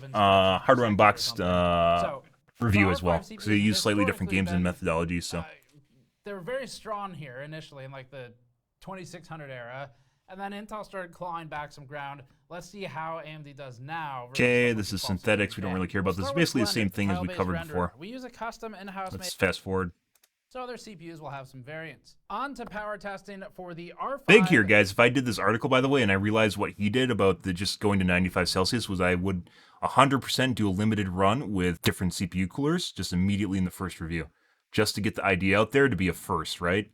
Immediately do it with like a normal cheap cooler, a mid-size cooler, and then with the 360 millimeter radiator, right? And then ensure the performance scaling and efficiency between them, because I'm very certain, based on what we're seeing here, I'm pretty sure AMD is like, if we're going to aim for 95 Celsius, let's also put a voltage table in there too. And if we hit 95 Celsius right away, we'll back off on the voltage to drive the clock up further, because it's going to be using more watts. It'll trade off the performance, right? Because you don't need as much voltage. You don't need as much voltage to hit a certain frequency. That's the way it works. You don't need nearly as many volts, and that will drive up your efficiency. So, yeah, immediately not covered. I don't know if you didn't think of it, but I'm pretty sure he didn't. So we're going to immediately put it in the comments and probably get deleted. Less power than we saw with the 7950X, and what we will see with the 7900X. It still, however, is higher power draw than the 5600X previously, which was well below 100 watts, depending on how you... Extremely high entry price. You can't make a comment on that yet, but I guess that's what he's going with, is just $300 motherboards. The 7600X consumes about 116 watts. We don't have the most interesting thing here so far would probably be comparing the cooler sizes. The other one is in the high... And obviously the size of the coolers themselves. 400s or something like that. We've Yeah, heard of that would boards just coming that are immediately be supposed a to be in the 300s. immediately be a tick off right there. Haven't really personally seen or worked with anything That would that's differentiate cheaper you than from that, other. though. Because I guarantee you, It almost no just one's probably doesn't done make this. sense to buy a New. $300 R5 CPU. I'd and agree. put If it the in motherboards are even just going a to be $300, I'm pretty $300 sure the motherboards are not going to be That's far $300. too He probably much. just didn't get a It's response. just blown So he's just way going out off of the limited proportion, information the he has. consideration of cost there. So that's the biggest problem that AMD has right now with the R5 7600. Also, not a fan of this. I mentioned this That's before. I can understand why they far did it, but these things here are they're just literally just going to get caked full of thermal grease. You can just wait for it. Just going to get just chock full of thermal grease. too much. Look at the whole picture of everything. So this is something you probably have to come back to in maybe 2 months. Of anything cheap yet. You can actually see that they've already been caked with thermal grease. Look at it. And they can't get it off either because it's like in a nook and cranny. You'd have to go in here with a Q-tip and some like isopropyl or something. Fairly tight about motherboard costs. We know eventually there'll be B series boards that are supposed to start as low as $125 or something. But like we've got boards here behind me where they don't even have basic features like debug codes, and they're hundreds of dollars, which is insane. So that's where the market is right now. And I think for this one, you're going to have to wait for those B series boards and see what comes out before it really starts to make sense financially to buy a $300 6-core 12-thread CPU. Weirdly, one of the few CPUs we have extremely consistently recommended from AMD, which is the R5 class, it's like now it's gone. It does well, the CPU itself that is. It's just that the value proposition got blown out of the water by all the other costs that go into the platform as a starting point. And if the motherboard quality, such that it is right now that we've seen it, is proportional at $150 and $200 to what we're seeing at 300 plus, we don't have a lot of faith in getting a very nice motherboard, at least compared to previous generations, for similar costs. So it is in a bad spot, strictly in terms of the value, the price positioning. I think everyone knew that coming into this launch too, based on the comments we saw with the AMD news announcement. So that's rough. Now, as far as just quickly recapping the performance, so the 12100F, it's a $100 CPU. You can get boards for it that are pretty good for a 12100F, like in the $100 to $200 price range. And that gets 67% of the performance at 33% of the price, not even counting DDR4 and needing a lower end cooler being completely acceptable, a cheaper one. Just go very high. Motherboard being cheaper. So it might be more like They're trying to make sure it's GPU bottleneck. They're trying so hard, but they can't get there quite yet. One of the least CPU bound scenarios that we've tested. Makes a lot more sense as a value proposition. Some other quick numbers here, just recapping for you. So in Rainbow Six, we saw the 7600X has about a 50-something% lead, 54. So over the 3600 previously. Far Cry 6, it leads the 12600K by about 5 to 6%, not that exciting. And the 5600X by 25% in that game. 3600 by 53% in that game. Tomb Raider, we saw a lead of 18% over the 5600X and 68% over the 3600, and then 14% over the 12600K. So that's a quick recap of the numbers. Blender, it was like 9% ahead of the 12600K. Fast forward. The BC. All right. Now this guy, we're going to copy this just in case. I think it's pretty good, guys. We're going to post this. Watch it get deleted. And we're going to post it on Reddit, too, so it can't immediately get deleted, but it might get deleted there, too. Hopefully not.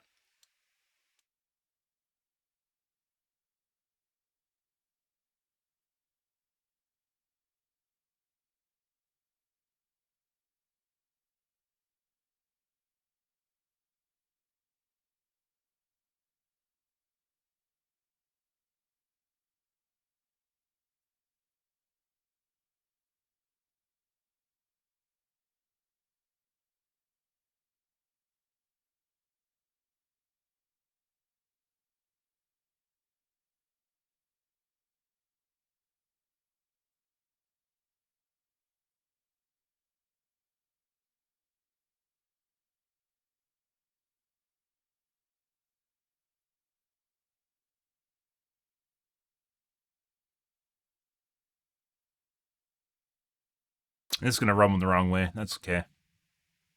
Because this goes back to their recommendations like 2 years ago where they recommended, like, still recommending 4-core processors and, like, 6 cores is, like, the good sweet spot. And you're like, yeah, no.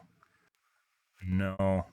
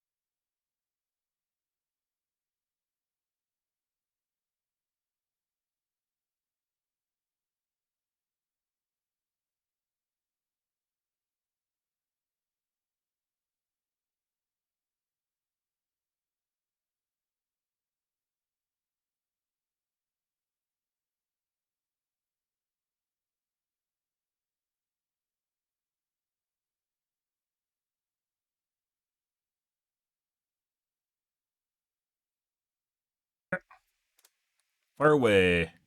Let's go to the NVIDIA Reddit, which I don't visit regularly. I'm sure there's a post there.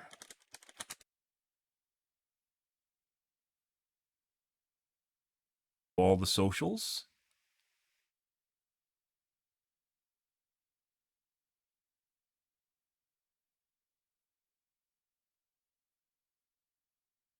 The right Reddit.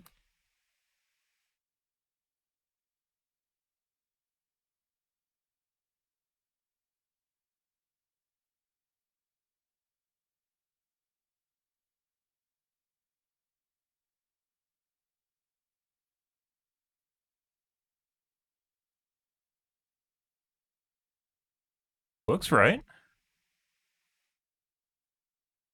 Sorting.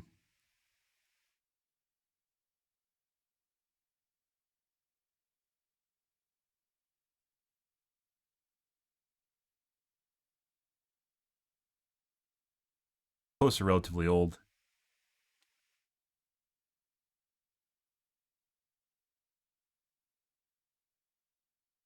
Maybe they don't allow posts for reviews?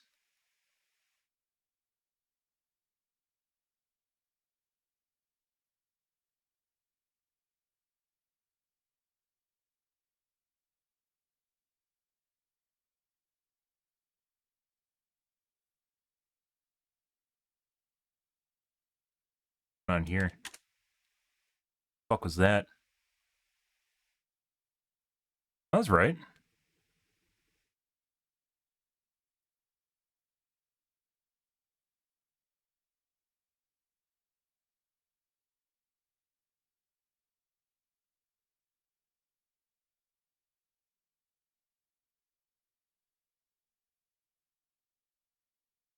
All these really old.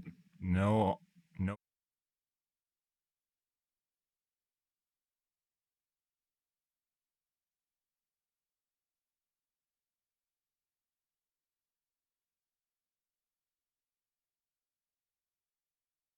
That's really weird. Why isn't there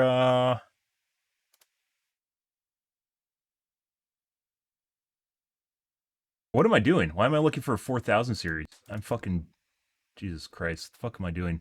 Why did I go to NVIDIA? I was thinking the 4000 series instead of the 7000 series. The fuck is that? Right there. 16 hours ago. It's gonna fall off before this one does.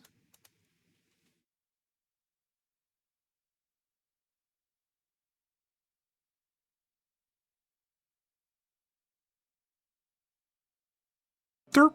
Derp, derp, derp. Derp, derp, derp, derp, derp. Derp, derp, derp, derp, derp, derp. Yeah. No, 4000 series is in 2 weeks. October 12th is when it's supposed to launch.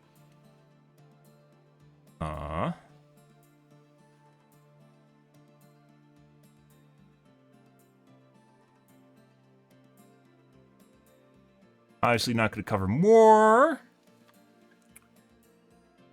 Guys.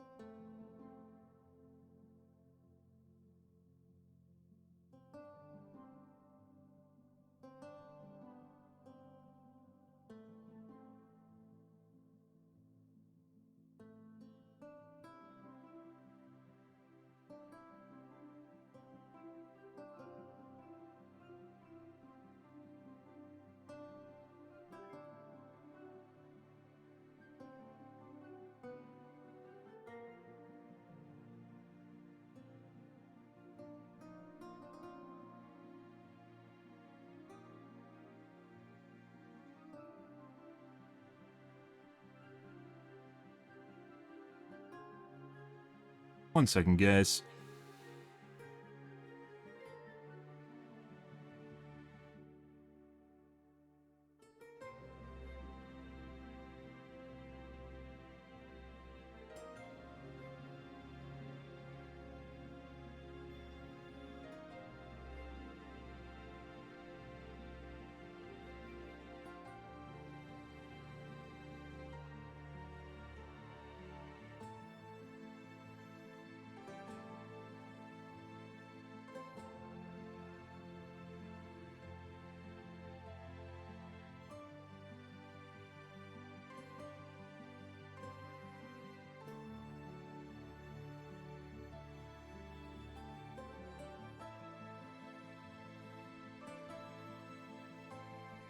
Okay.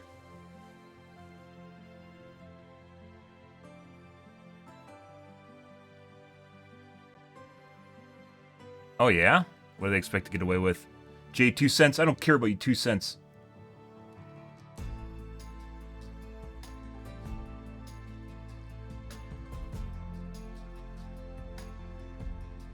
Okay. Let's take a look at the Reddits here, guys, and go from there. Practice range, doesn't matter. The very fact that every game should have a practice range, by the way. Place testing range where you can go and test shit. It doesn't even need to be like a map. It could just be open terrain, just like developers use. It doesn't matter. But every game should have that. You guys over dramatize things? Overwatch 1 will have a special place for me. Uh-huh.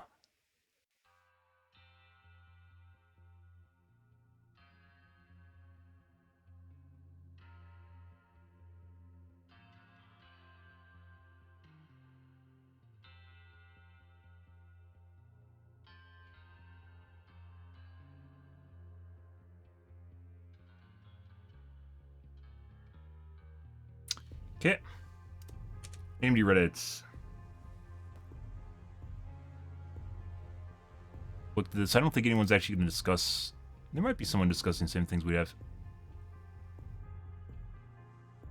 People ask you to save for CPU hitting 95 Celsius itself with fan noise. Yep, there's going to be a trade-off.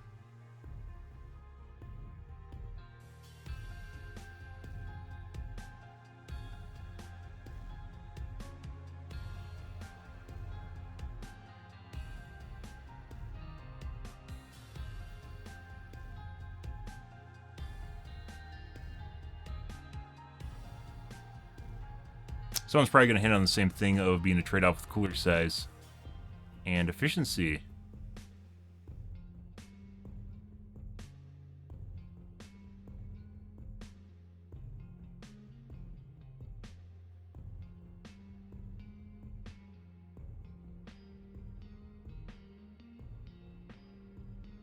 Probably can set a lower temperature if you're really afraid of that. Of it hitting 95 Celsius. Also, just because it's at 95 Celsius doesn't mean the fans need to spin fast. I know this sounds kind of crazy, but it doesn't need to. Because that assumes that you need to be at 70 Celsius, right? If the CPU's at 95 Celsius, you could set the fan speed for 95 Celsius to low, medium, or high. It'd be completely subjective, right? Whatever fits your fancy for noise.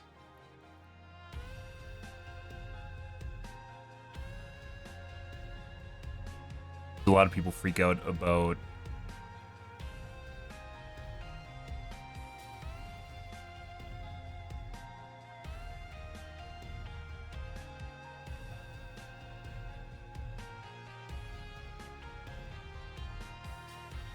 AM5, yep.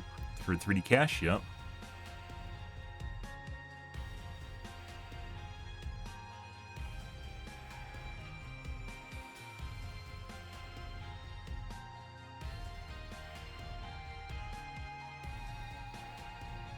There's really an extra cost of cooling. Yep. Use whatever cooler you have, and it's not going to matter. People are under the assumption that you can't be at 95 Celsius. Hilarious. I love the juxtaposition. I love people's brains just exploding and still operating like under a different like old rule set, right? That they just have preconceived notions about. Like they just they can't think of new things. It's fucking weird.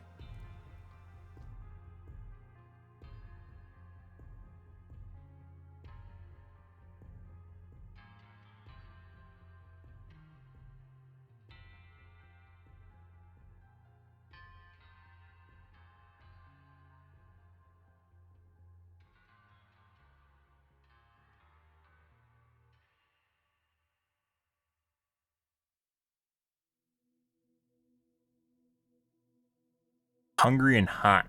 Hot doesn't mean anything. Just because it's at a specific temperature doesn't mean it's necessarily hot. Hot would infer that it's putting out a certain amount of wattage, right? You can have 95 Celsius at 1 watt and 95 Celsius at 3,000 watts, right? Actually, that's probably not remotely feasible, but it may be in terms of a cooler, right? It depends where you're measuring and what the device you are measuring is supposed to be at the specific area, right? It doesn't necessarily necessitate being hot as in raising the room temperature, as in hot as in the CPU itself is running hot, right? People are just like, their brains are just exploding at the idea of something being hot. Just purely subjective.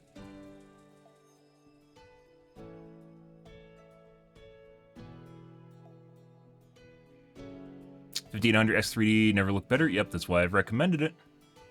Right up until this point.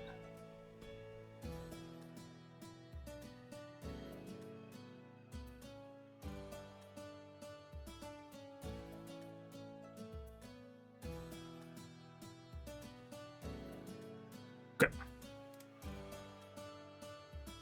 All right.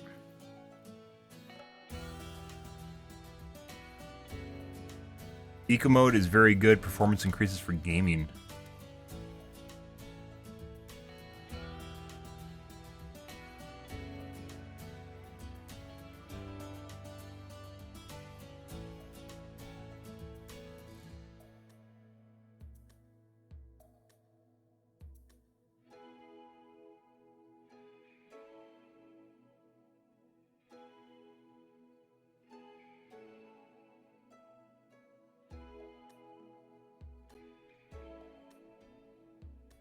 So higher efficiency means higher clocks? That'd be really fucking weird.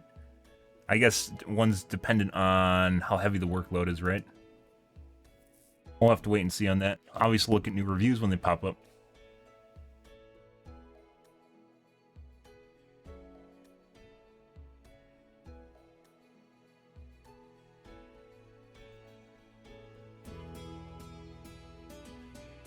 Eco mode tests. Reviews again. 22 hours ago instead of 16 hours ago. Oh my god, it leaked. It leaked 6 hours early, guys. Oh jeez. I'm sorry, it was the specific time on our time zone. We leaked it then. Haha. Hot.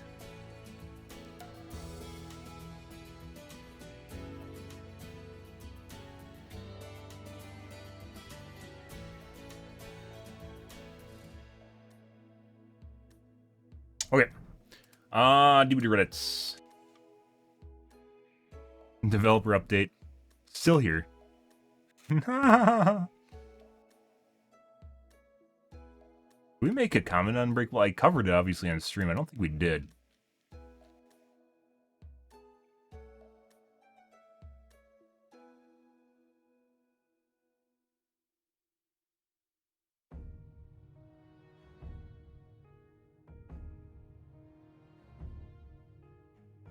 Oh no, yeah, I think we looked at this already for sure.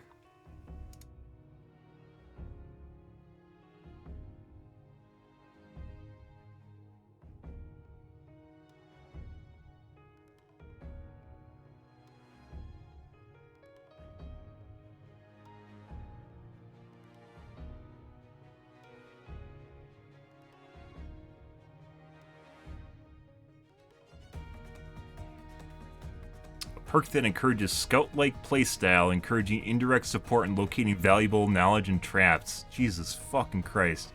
You mean just using voice comms as a survivor?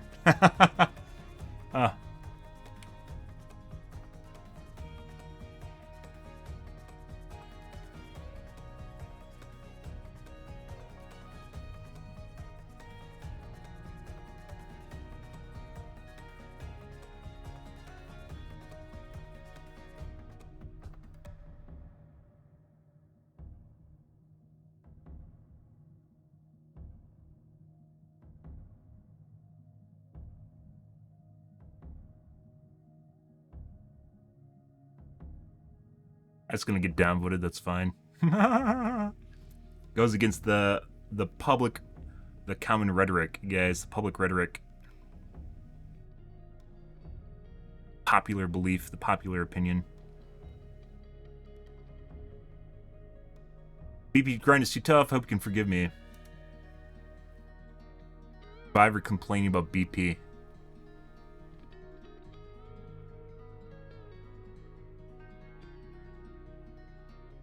A lot of the people understand what standard distributions are. There has to be a big streamer that covered this. This was not a thing. I've talked about standard distributions for years in a bunch of different games, by the way.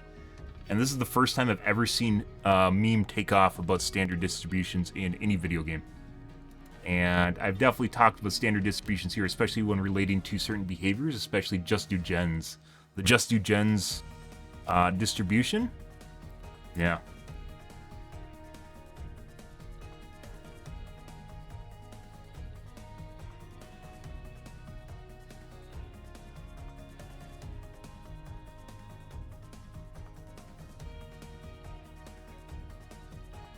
We need to do uploads. We got we had a video yesterday.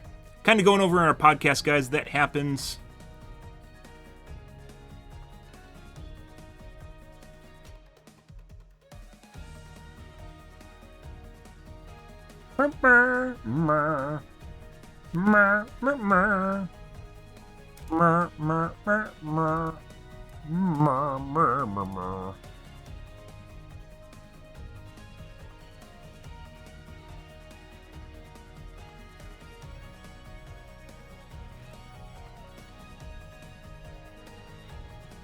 Lots of stuff there. We are going to save that, as always.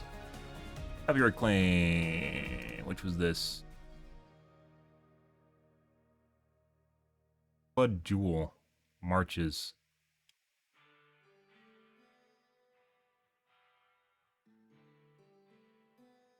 Trailer we watched? Probably a trailer, isn't it?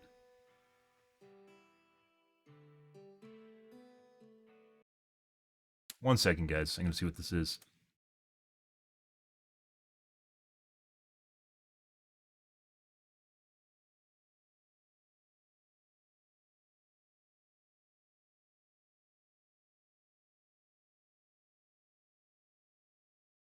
It was a YouTube video that had some other YouTube content in it or another song in it. Yeah, it played for all of 30 seconds. Yep, good. Good.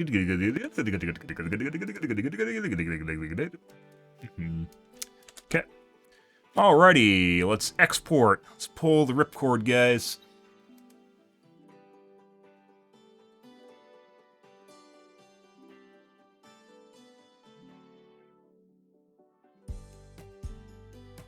Base toolboxes. Okay.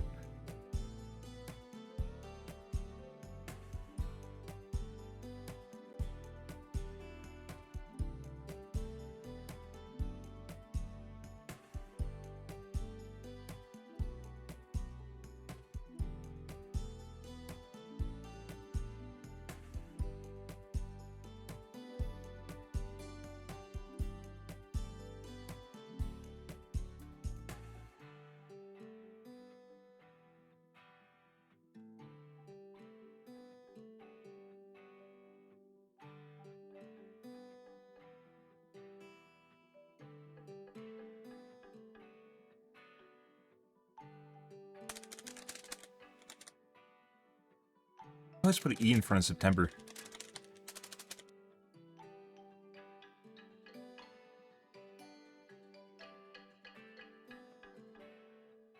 Off they go, guys. I'm gonna wash my coffee cup out, be right back, grab my water, grab soda. 1 second.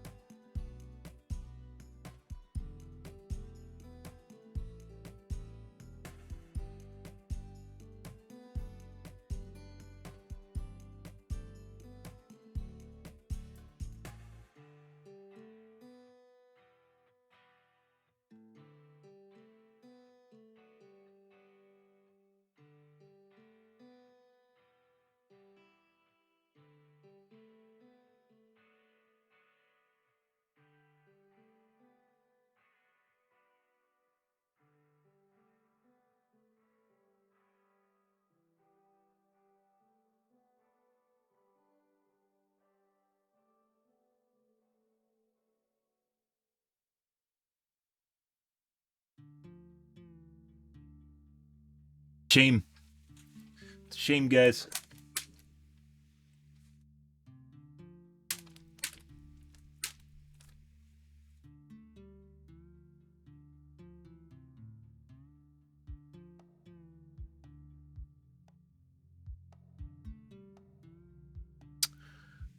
The cam doesn't pick up my, or not the cam, microphone, RTX voice doesn't pick up the sound of putting down a soda can.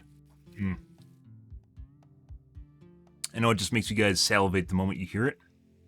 It's like, yeah, that's good.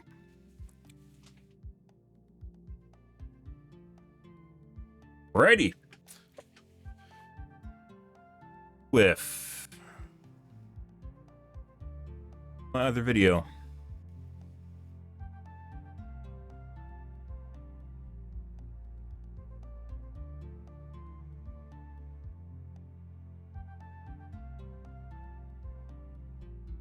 Anti-cheat DLC when? It's not here yet, guys. What about now?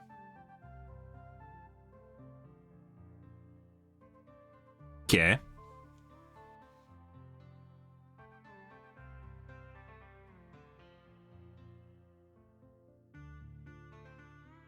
Still not here.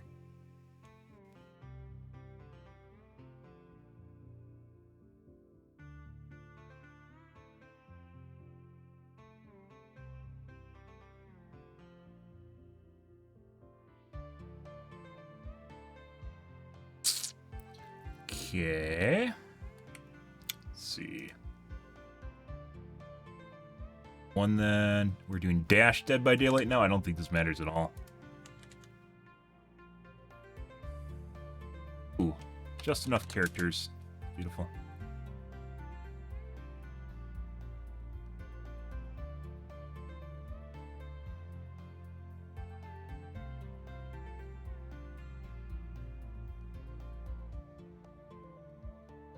The gameplay. What else do? Daylight. That's gaming. Dead by Daylight.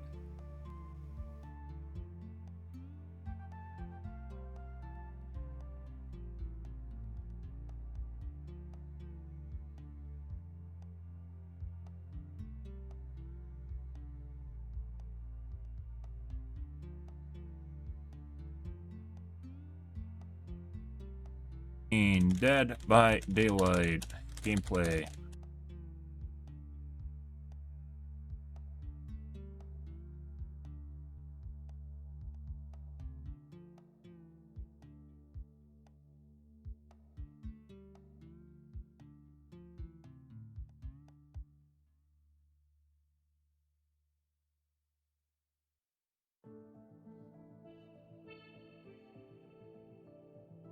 Oof.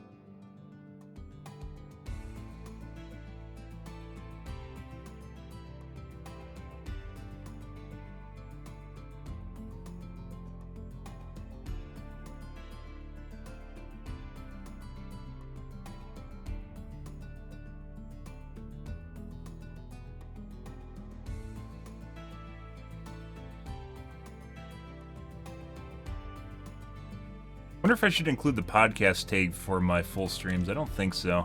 Only part of it's podcast, like at the beginning.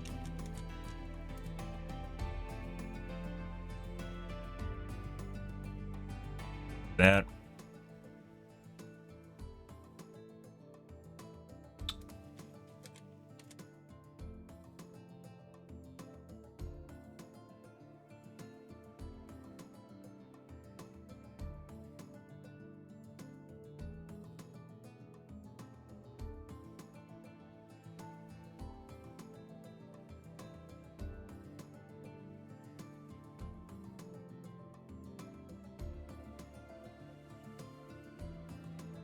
Good, good, good. Okay, looks good. Alrighty, guys. Let's move on to the Gamaz. Yep, that'll happen, guys. When new hardware is released, I'm interested in new hardware, so we cover it. So there'll be more of those in coming days, especially with the release cycle this fall is pretty good. So there's gonna be more of the. Take a look at Hardware Unboxed. Take on things tomorrow as well.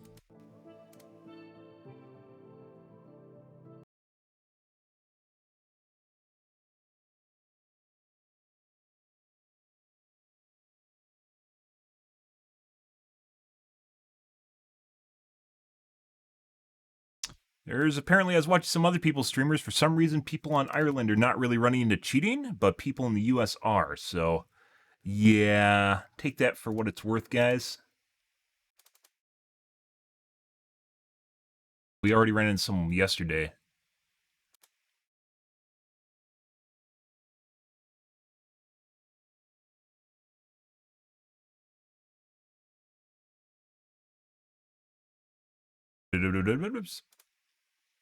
Apparently, I don't think it's being better. I think it's either you guys are worse over there because there aren't as many magicians, or you guys just tend to be less unsavory, as it turns out.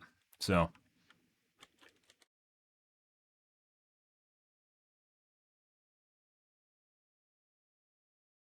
You have more internal integrity than we do in the US. Surprise.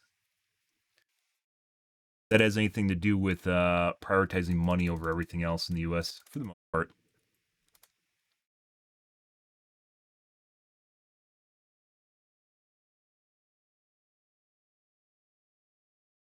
I'd actually say that's relatively true. Capitalism is generally very selfish looking, right? Yeah. So cheating is very selfish, right? You just prioritize your own fun. You don't give a shit about anyone else for the most part.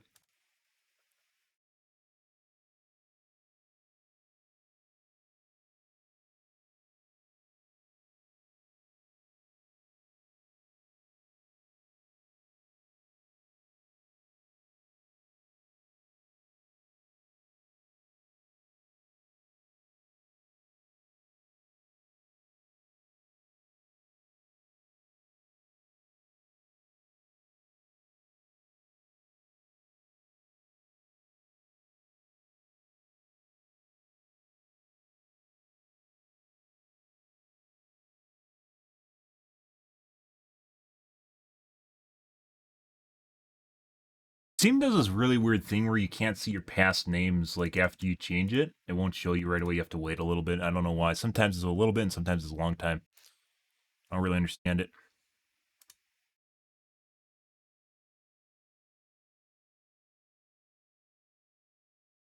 Sometimes it doesn't show you it at all. So, and then I'll go back days later and find out that it didn't actually clear my old names. For whatever fucking reason, it didn't clear my old names. And that kind of pisses me off. Because the whole idea of clearing my old names is to prevent people from finding me, right?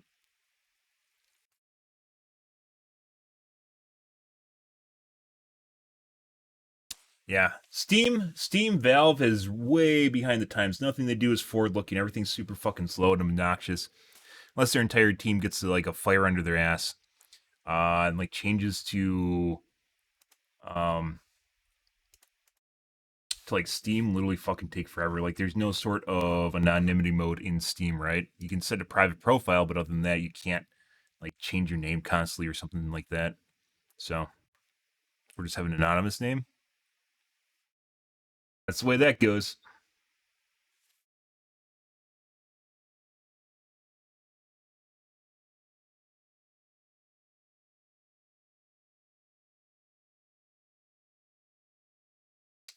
Companies that are big enough to be able to change stuff don't care because they're too big. Same thing with cheating. We'll do a VAC ban wave every year. That's a great idea. Yeah. Damage is already done at that point. It doesn't fucking matter anymore. Yeah. We don't want them to know what cheats work and don't work. Well, they're still fucking working for that fucking year while you don't ban them. Yeah. That entire year you took to ban them, they were working for, you know? Like, is that a thing? uptime. Is that a thing? And then they get around it afterwards anyways. Yeah, like, you have to be decisive, you have to be fast. I can understand, like, a week ban wave, right? Like, you do it every week or something like that. But a year ban wave, like, for fucking VAC is just, they just completely lost, like, they're trying to min-max, like, their how many people they're banning, and in such, you're fucking people over while you're waiting to ban them, right? Yeah. It makes sense to me. Change categories.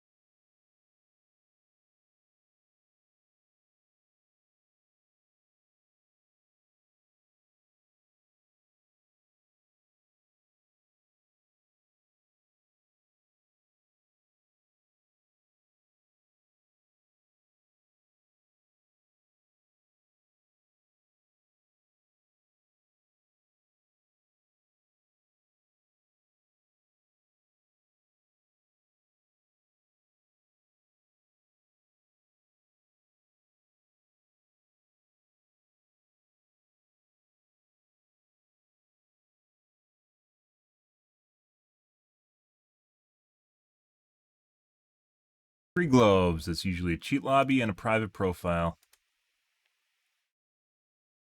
As clan tags. Next game. Good.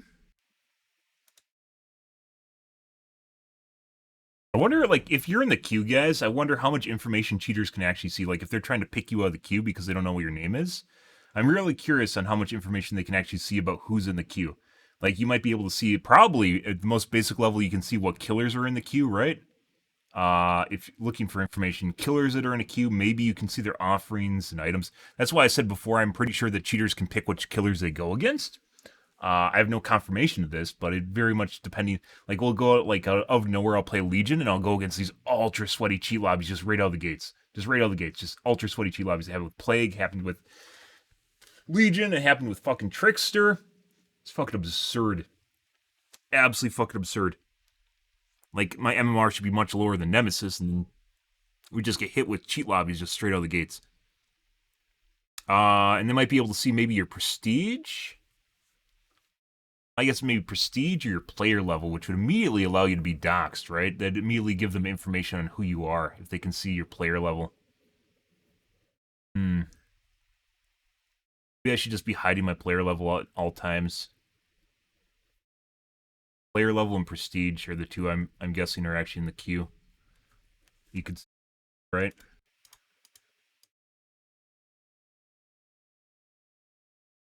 Anonymous. Next game.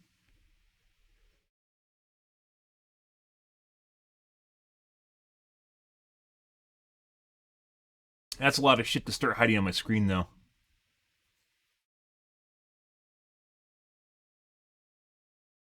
Like, obviously, like, even if I hide it when I'm in queue, then I have to hide it all the time, right? Otherwise, it just ruins the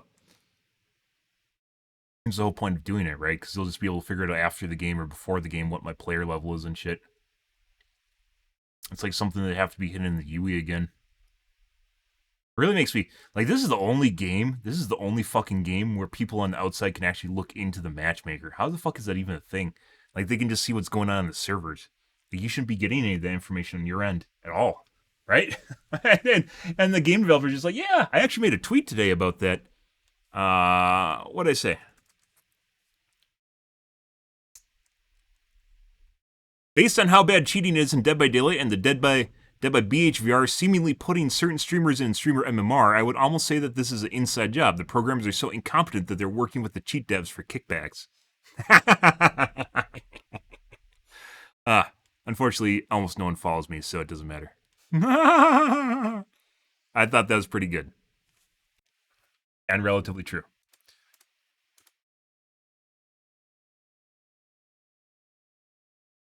Pre-made. And people from China. 2 duplicate skins.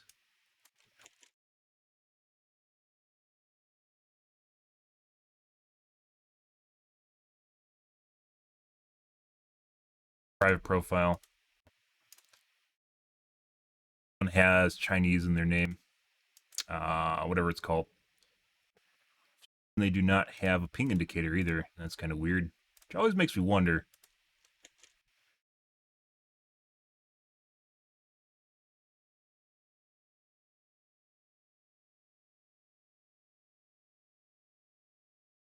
We're going to play it. It's possibly a cheat lobby. Once again, NA seems to be having problems with cheating today, so I was watching Spook and Jukes was having problems with it. Spooky Loops was having problems with it. You can't depend on Oz broadcast because it seems like he plays against streamer MMR, so came out for a first game. Yeah. Spooky Loops was getting held hostage. Spooky Loops was getting held hostage. Jukes definitely had people subtly cheating in his games. And all sorts of stupid shit, like he's playing Doctor and they weren't making screaming sounds and such. Grim Pantry, our zombies are now broken. Yep, we got the zombies are now broken debuff, guys. If you guys are curious about that, thanks BHVR for not fixing that. No problems, I know.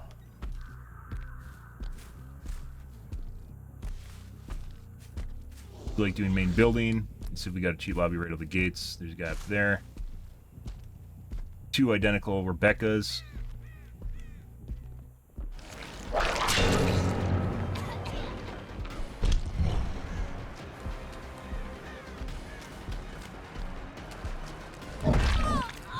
That's a dead end. Okay. I don't hear any progress. We're gonna go outside. Hey guys, what's going on over here? Oh, okay. Thank you. What a nice guy. Nope.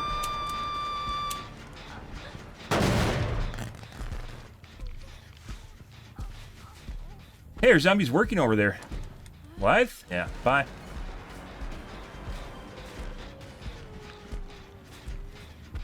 Bye! Have a nice day!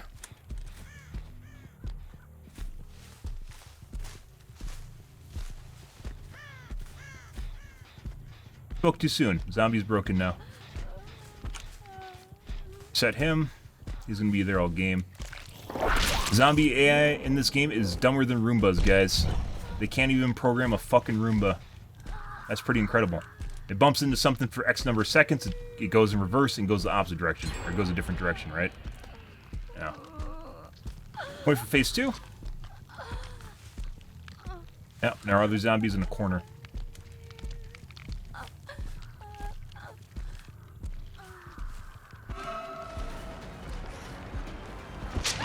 There we go. Phase 2. Oh. Going. Oh yeah, this is what we like to see. Good job, Ada. You don't want to take a protection hit? Okay. Bye. And Nia's on hook. Rebecca's death hook.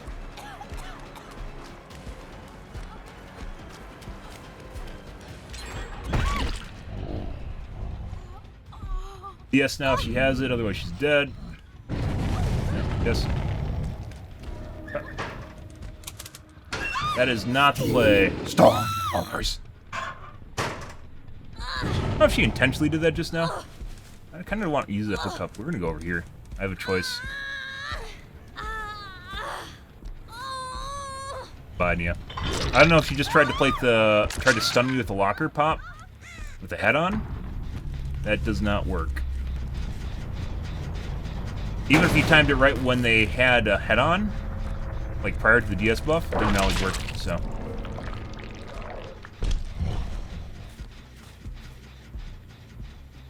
Especially with distance and if I can mind game the locker.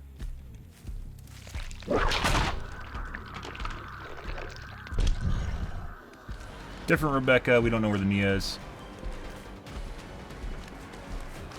You guys are actually fairly normal.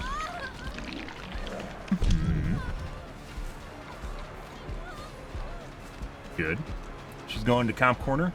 Ah, her friend told her that I used the cook over here. That's lovely. And BH just fucked me. Her friend told me she used the hook up in the corner. I don't even know if I can make that. We'll leave her. Bye. I'm pretty sure we can make that hook, but I'm not going to risk it. Instead, we're going to force someone to come over for that, so... Not really a big deal.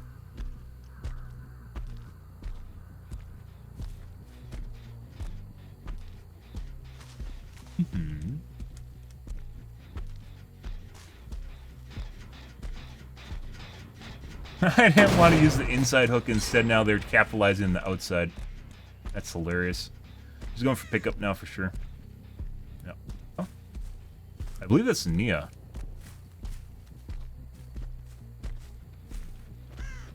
Nia, we're going to go for her. Hi.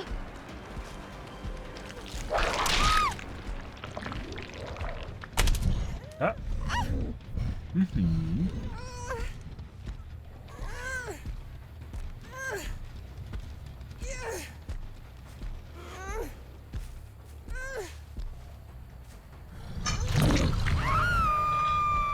And we know Rebecca's back there, fucking around.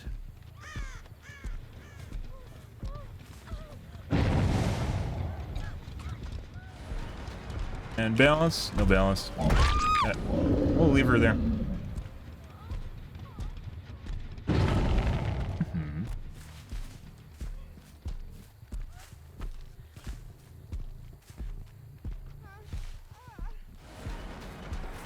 Seems fast, but BBT.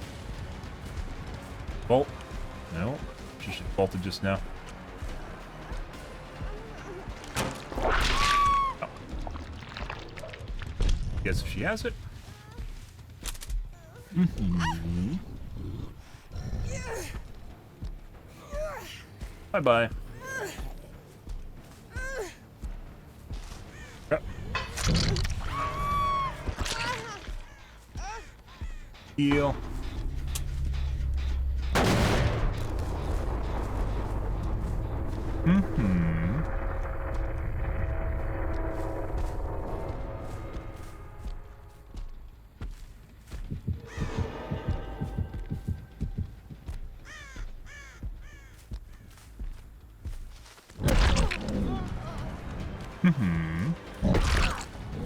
I don't even think this is a dead spot, to be perfectly honest. I just want to bleed them out, just to be a dick, because they're doing it. Let's go reset our zombie. This guy is now stuck in a corner as well. Oh no, not pickup again.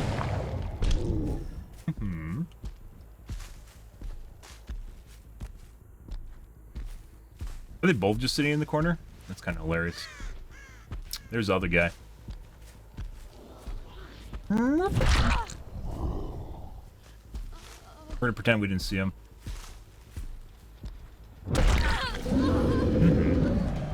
She's not ready to be picked up yet. What the fuck are you doing?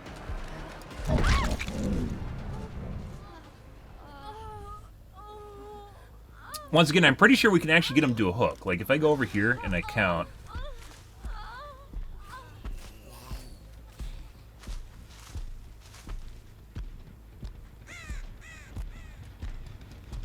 No, we can't make a hook. That's definitely a dead spot. Cool.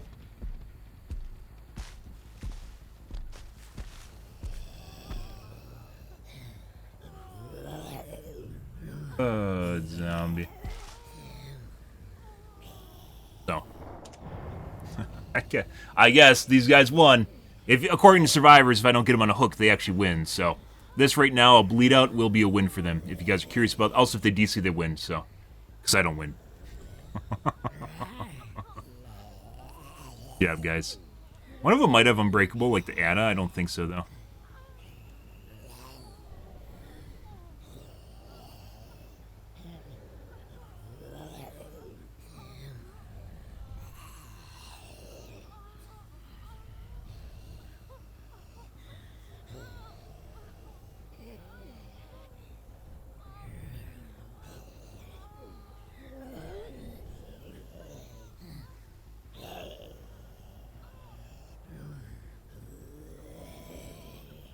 Someone immediately radioed on voice comms, hey, there's no hook over here. You should all come over here and go down. And then the ADA also did it, so. These guys just want to waste their own time, they can. I have no problem with this. Got me good, though. Got me good, because now I just do other things on my laptop while waiting. One of them might try to unbreakable for hatch. We'll have to wait and see, though.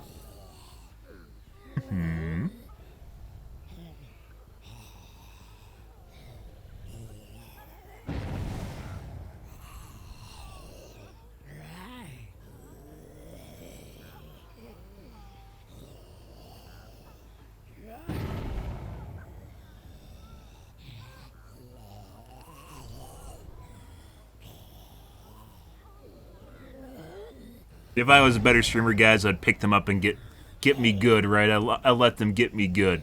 And I just keep picking them and dropping them and acting like a dumbass. Got me good, guys. Oh, the hook's not... Tee-hee. Oh, I'm such a bad streamer. We couldn't make it to the hook, guys. Oh, look at this. Oh, God.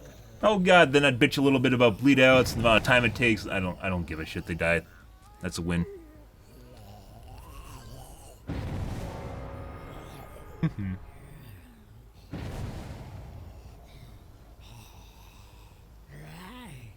I think she's crawling right now. Pretty sure she's crawling. Doesn't matter, though. Uh-huh.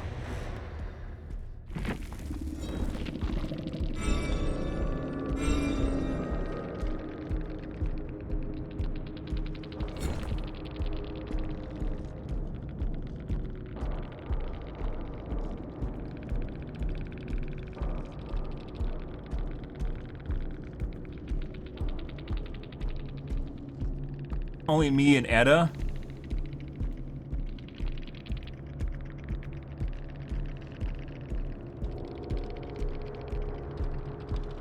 These guys have the same name.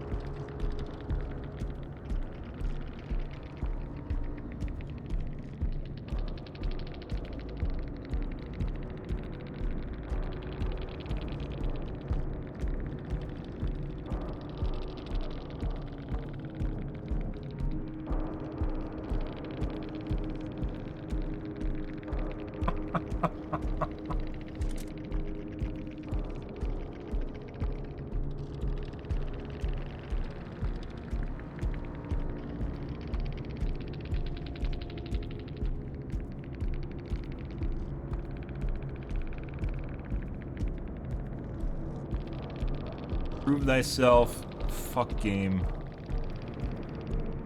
What? Oh yeah? And Rebecca has deliverance.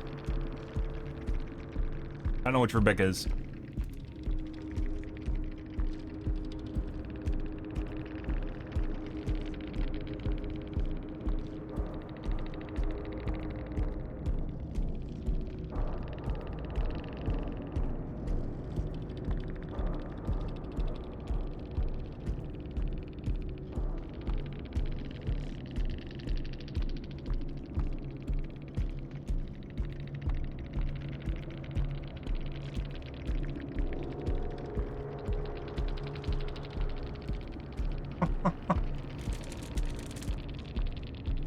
Ah.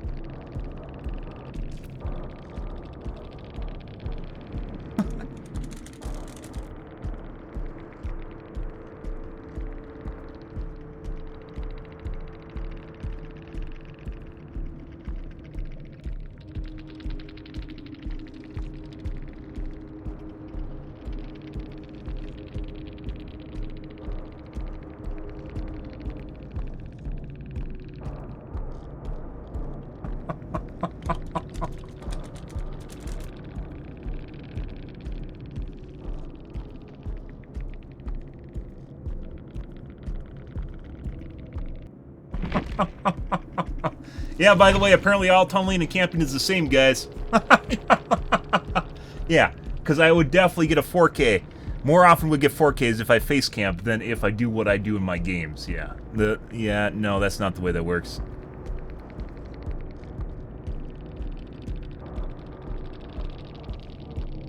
Yeah, pretty sure these guys were together, by the way. And apparently they were not. This is too mad, according to them. But they immediately knew there's a dead spot from the Rebecca. And that guy was in the game, by the way. The person that left right away was the Nia. Because we escaped a couple times, the person that was in the game were the two Rebeccas and the Ada. Yeah, and the other Rebecca, this is the guy we tunneled up first on that side hook. And immediately told those other two guys. Immediately told the other two guys where that was, so.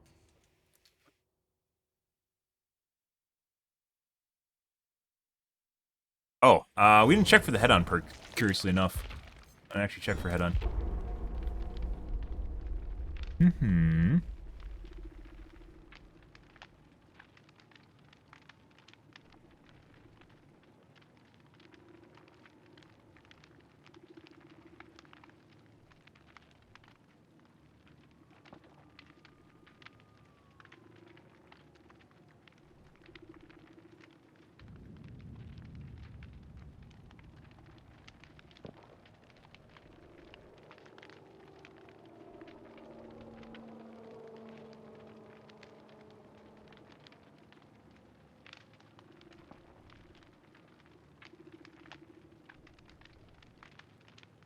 It doesn't matter what happens in other games. The fuck it doesn't.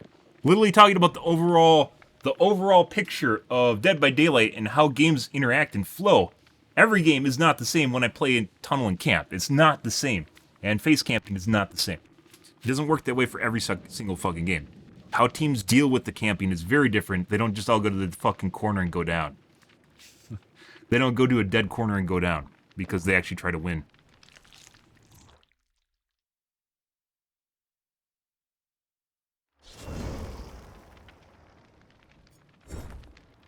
Free globes.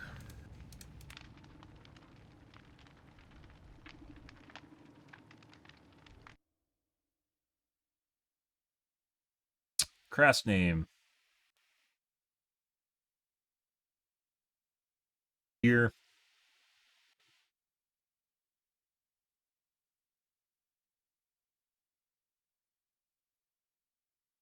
Try it out and see what happens.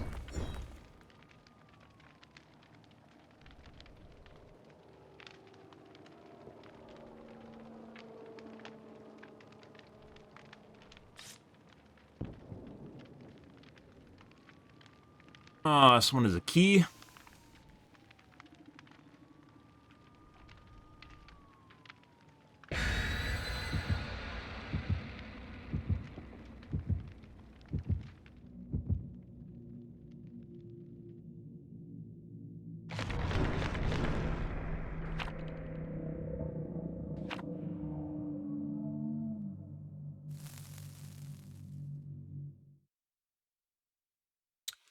Good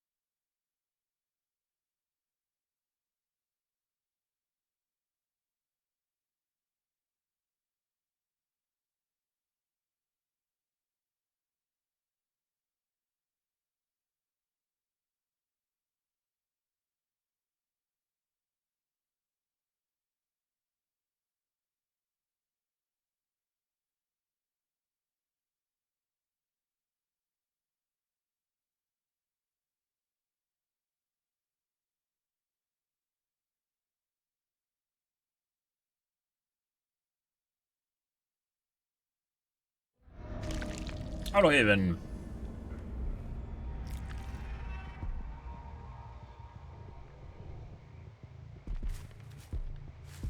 Break a cuck door.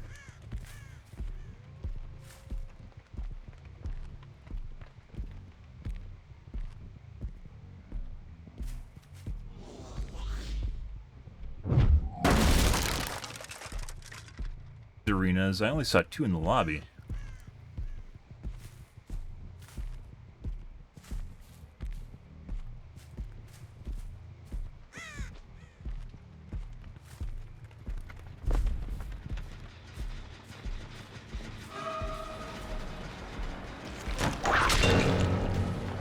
Sure, there's another guy on the gen still. Yes, there is.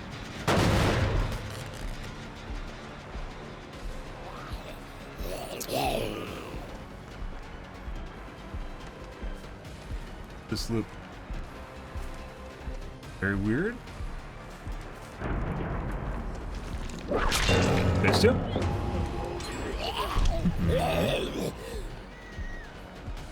Drop? Nope. Her sound keeps cutting out.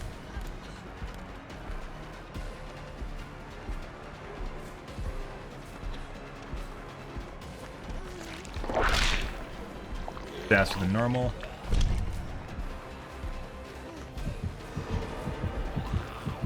Yeah, what a dumb shit. BS Zomblock? BS Zombies?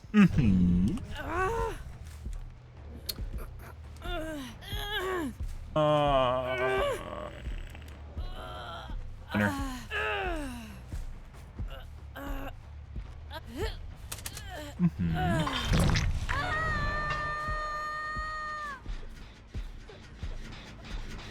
Guy on the bus right now.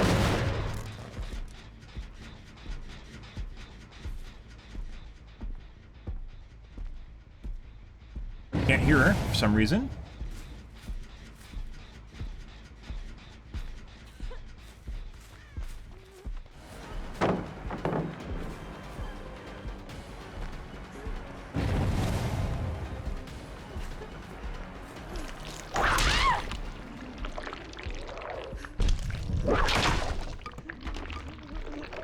DS now. Seems like DS is more common right now for some reason. Go top over the mini kitty. Guys. No, we're gonna drop her. Okay. There we go. Do that. Works for me.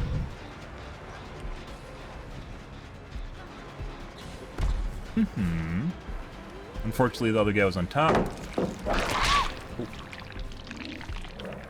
Already healed for some reason.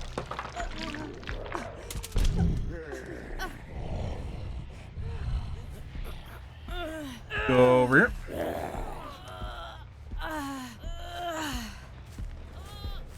Nope.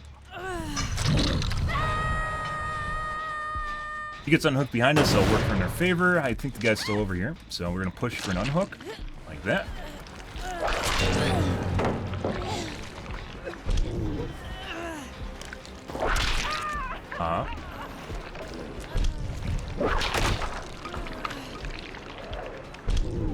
No.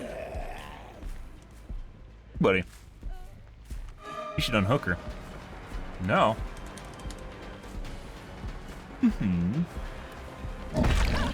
Go for it. Don't mind if you do.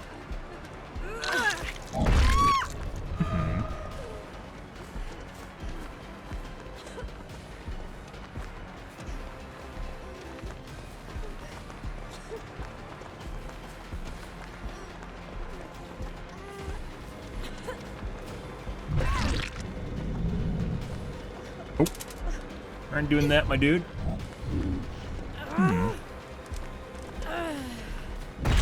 Where's the hook? Where's the hook? Where's the hook? It's over here. Nope, she's dead.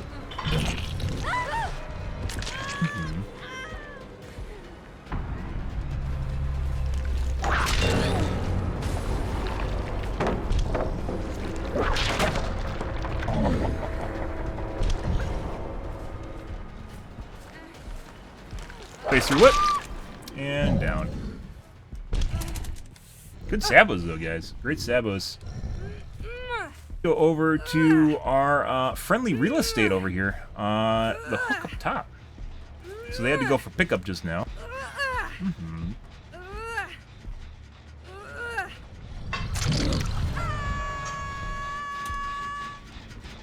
Good. For a couple licks. Oh, yeah. For the hentai. Uh-huh.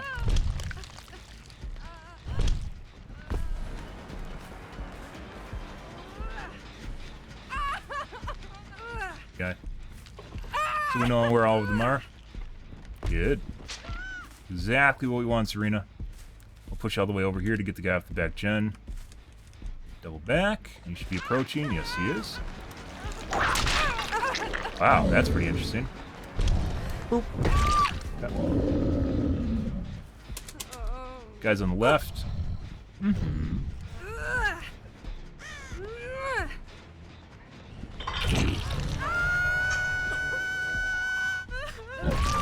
Okay, that makes complete sense. Second time they unhooked while being hurt. Cool. Give her a front hook. I believe this is the dead Zarina.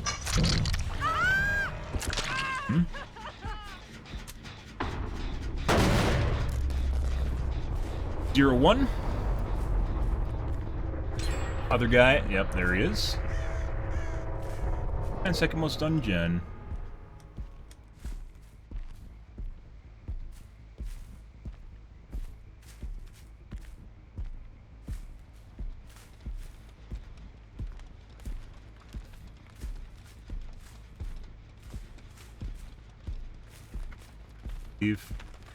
Find what gen all the guys working.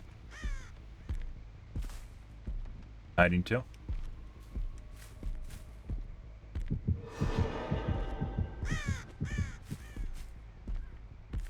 Popping. What they're going to try and do is get me away from the gen so that they can go for prolonged, expansive chase.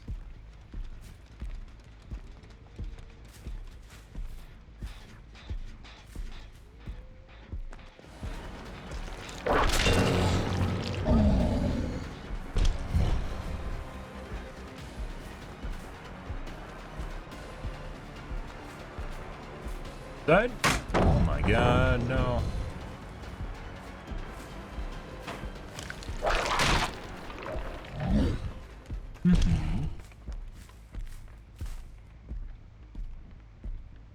Weird. I don't know, we didn't see her just now.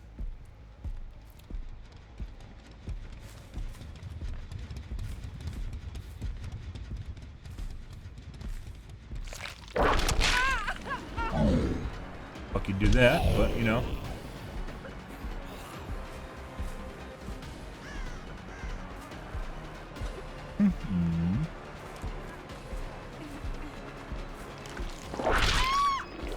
All the guys on the gen over here.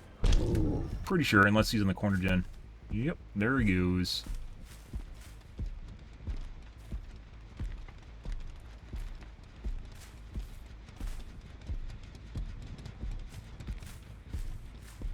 Everything seems really dark today for some reason.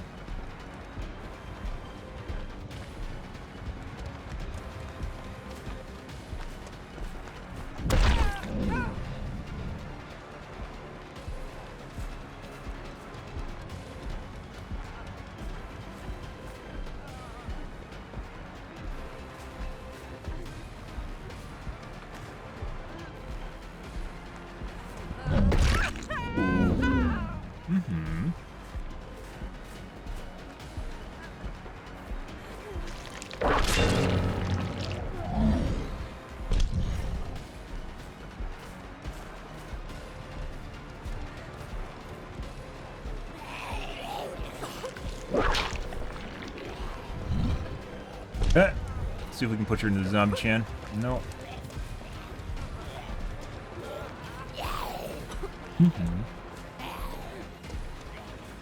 Kind of weird how you keep getting in front of me when I should be running a lot faster than you. Very weird. But you know, we aren't going to look too much into that. We aren't going to read too much into that.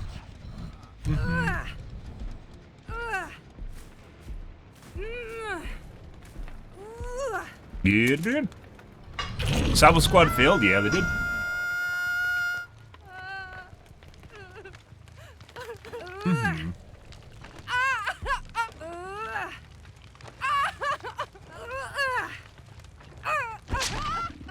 Bye-bye, Zarina. 03. Bye-bye, 03. Bye-bye.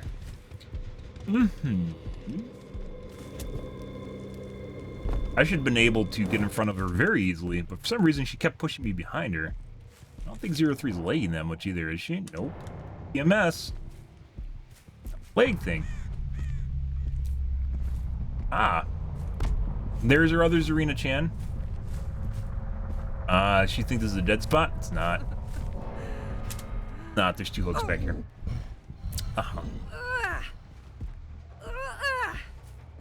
Someone died here doesn't mean it's a dead spot.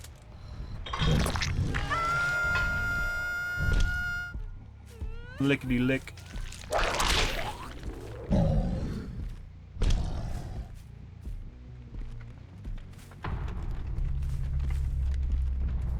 Good.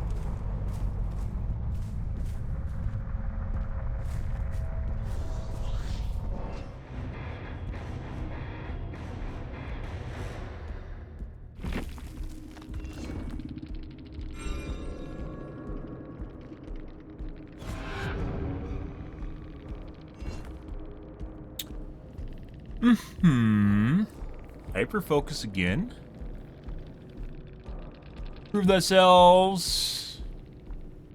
No one has any anti-tunneling perks, because why would they do that? That's not fun. The Shirl actually did have a key. Question mark. Ah, the sabos. The multiple people saboing and body blocking was not coordinated. Ah. Maybe.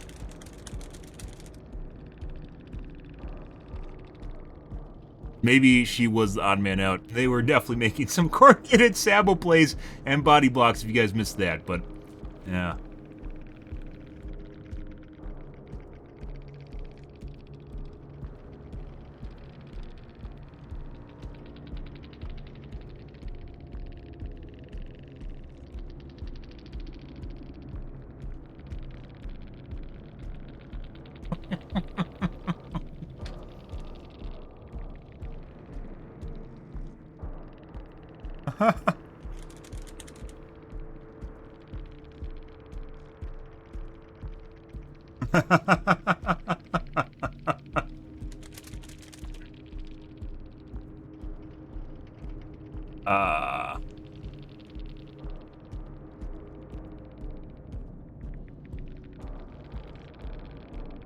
Quantified?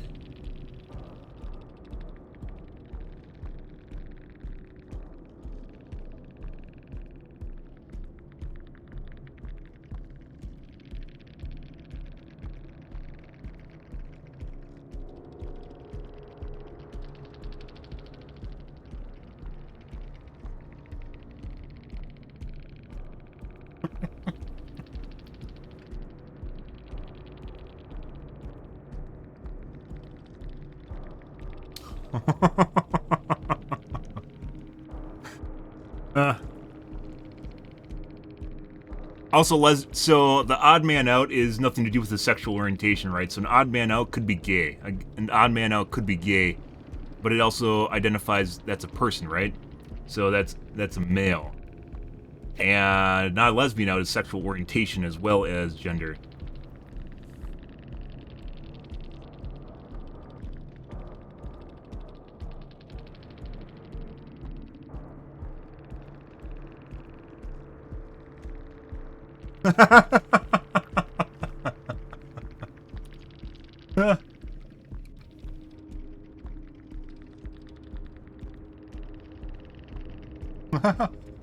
Followed closely by Ada's? Youngjin.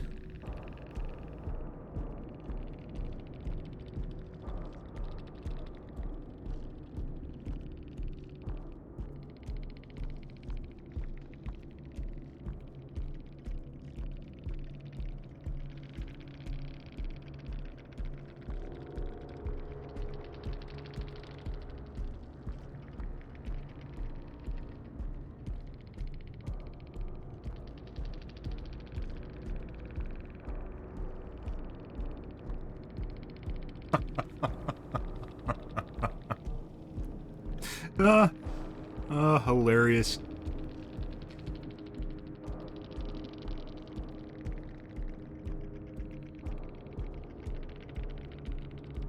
This is probably a streamer.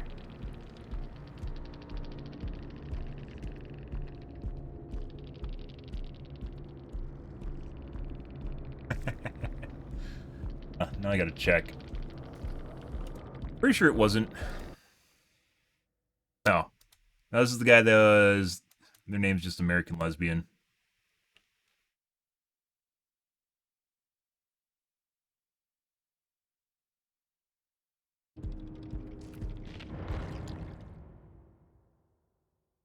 Good. Not that it's uncommon, by the way, for people to have their sexual orientation in their profile in this game. I don't know why, but they do. Oftentimes. Okay. Hilarious, but I need to go use the bathroom, guys, and not in the way you're thinking.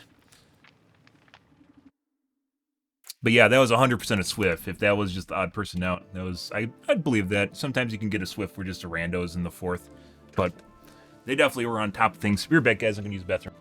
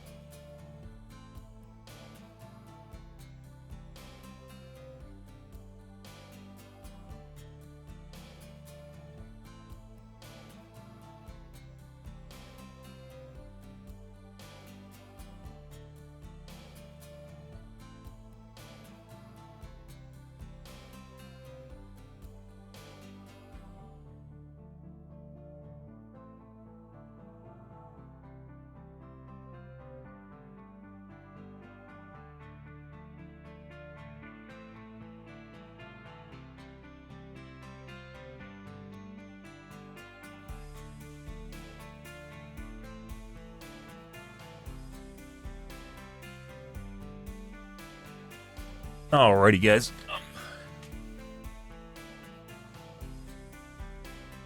So, new Hans Niemann, the guy that's being accused of cheating, Magnus Carlsen.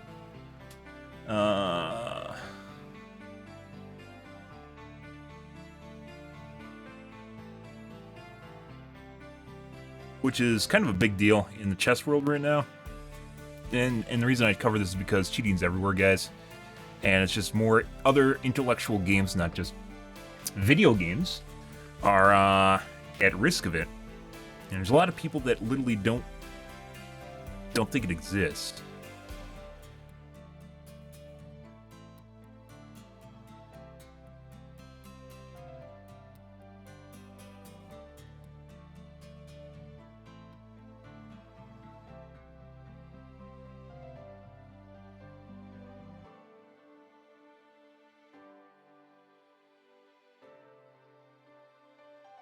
Neiman cheated during the match and set off a flare of wild unsubstantiated rumors about use of sex toys wirelessly tip-off moves. He left, like last week, Carlsen, which is the guy that's a big chess champion, abruptly left an online match against Neiman after just one move. Not publicly spoken about withdrawing from the Siegfried Cup and defaulting against Neiman, leaving the chess world in limbo.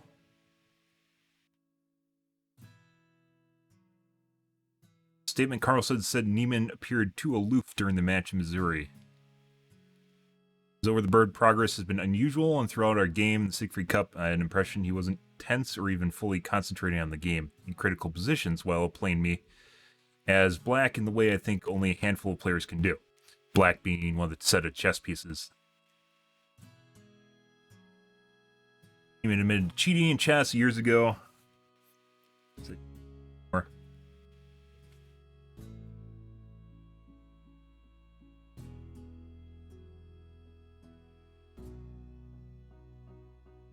Proving to cheat during over-the-board matches can be difficult. Cheat during an in-person match, player would have to receive secret electronic communications from someone else watching the match who has plugged into the data into an AI program that can determine the best moves to make. Yeah.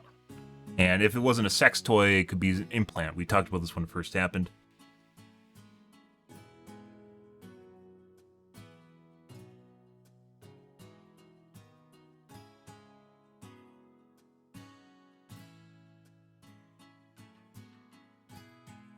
Kenneth Regan, a University of Buffalo faculty member, is an expert in chess and identifying cheaters, said during Chess 24, what does it even entail? That he didn't see anything in Neiman's playing the Siegfried Cup that to suggest he cheated. Neiman played well, but not too well.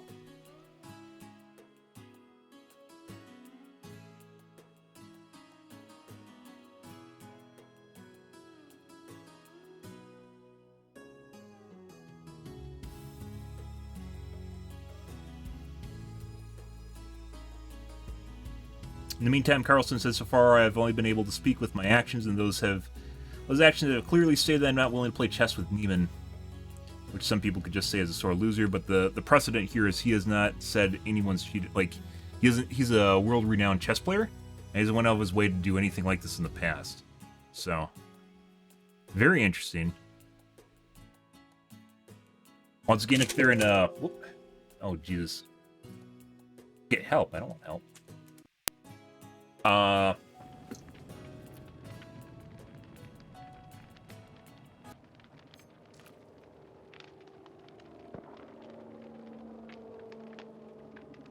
Yeah. Very interesting. In real life, in a chess tournament, you think they'd have ways of blocking RF right in the room that they're in, if they have a room, and then the people in the room would be controlled. It'd be pretty easy to lock down things for chess, because once again, the only way to transmit signals to people is with RF, or it'd have to be a laser, which you could easily just mitigate just by closing the room off, right? No windows. And even then, you'd have to know where to look. If it was a laser, it'd have to be a receptacle on your body that would receive it, which is even weirder. And if it's not laser, then it would have to be like something you could see, and other people would see it as well. So then it has to be something, if there's no one in the room that's not compromised, then it has to be an RF signal. And RF signals you can definitely jam so they can't work properly. Or you can block them with Faraday cage, lead lining. There's all different sorts of ways of blocking RF signals. So stuff to... Next game, guys. Let's put on our good build that's slowly dying out because we don't make enough BP to make it back. Uh-huh.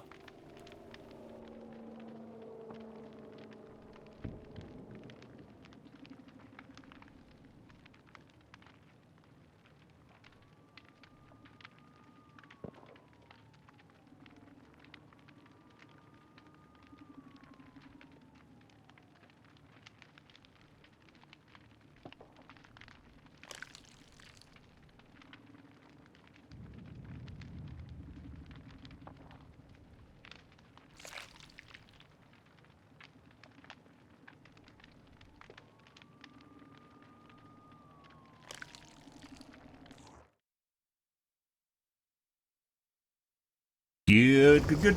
Feeling kind of loopy today, guys. Not gonna lie. Brain power wise. Okay. We're missing our fourth. Third just disappeared. We're gonna leave. Next game.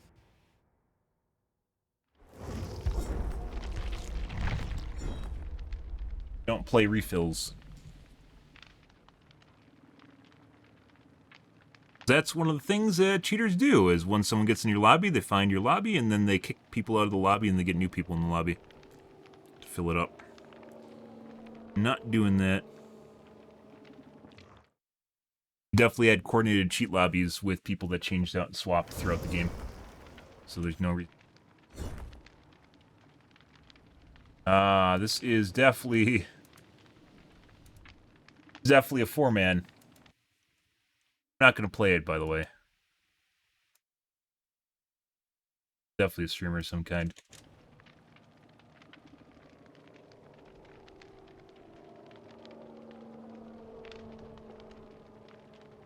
Yep, we aren't playing this.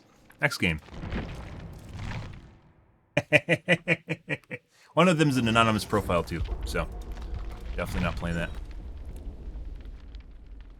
Regardless of them wearing 3 identical skins, one of them's anonymous.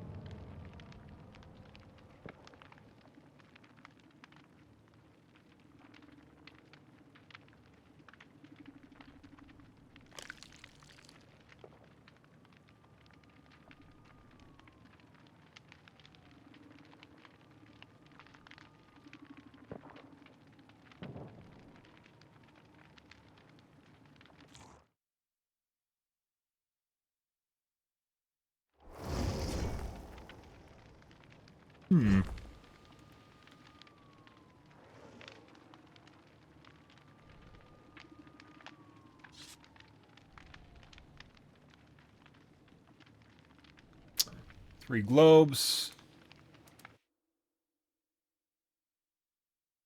Same person from before. Game. Not sure how that happened, considering there's a lot of people playing in the US. We shouldn't get the same players, but I guess that was the person we played against the The odd lesbian out. Game ago.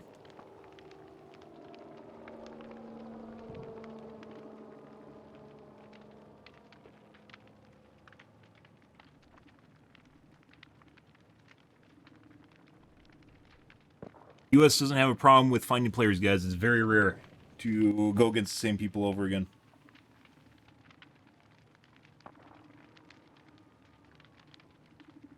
Pretty rare.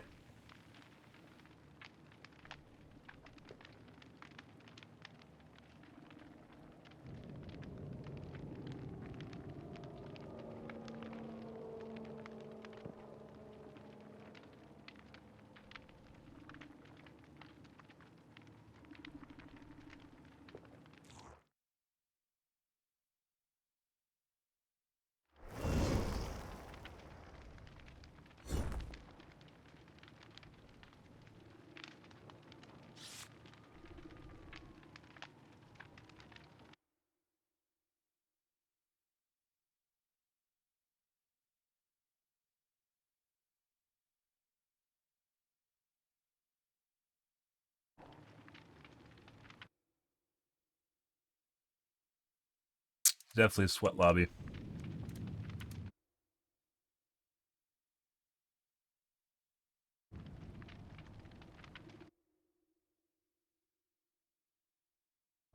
Globes, private.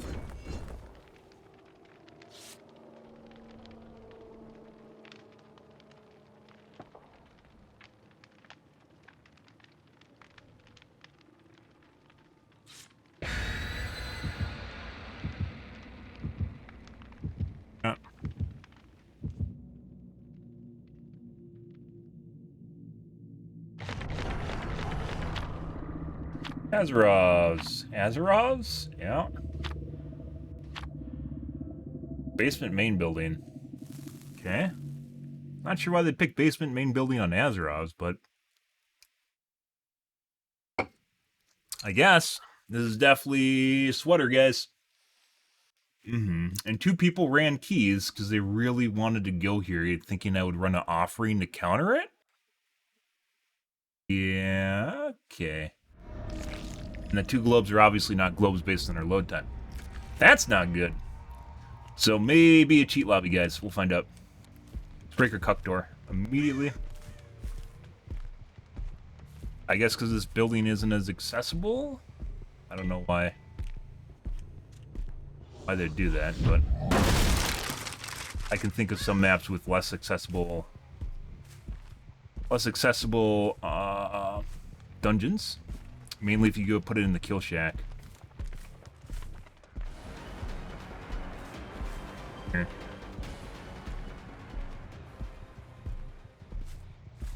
I thought I saw someone in Center Gen.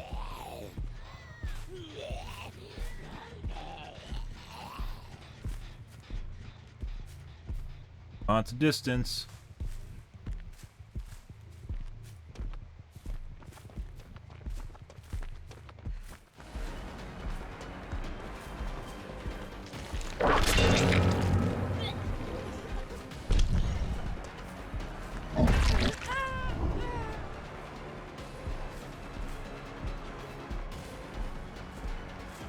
Oh, maybe they're trying to get me into the basement? Another guy here.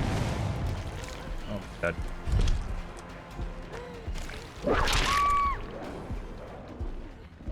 Not sure what that's about. We aren't going basement, though. There's a guy here. Let's go with that. Maybe it's to get me away from the gens? I don't know what's going on there. Second most done gen is Kill Shack. Pretty sure there's a guy we saw inside. It's not that far.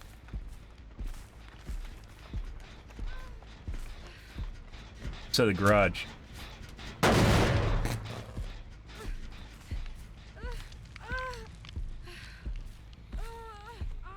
Progress. Tap. Yep, there's tap. Oh, not a blast mine.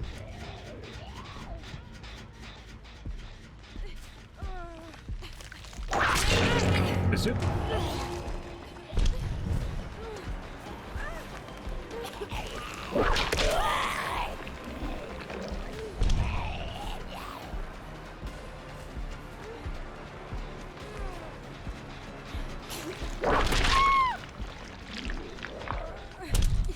slapped here. Yes, she can't pull.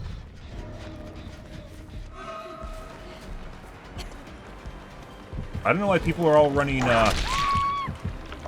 auto dead hard?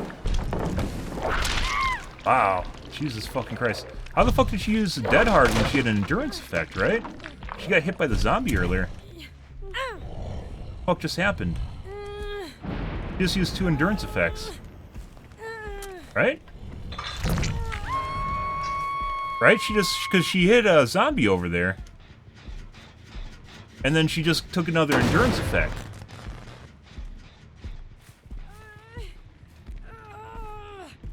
Oh, the fucking DS. But no, that strips off the endurance effect. Like, you don't still have endurance effect. Oh, dead hard. Oh, so she lost her bleed off the ground. She lost her deep wound off the ground with DS.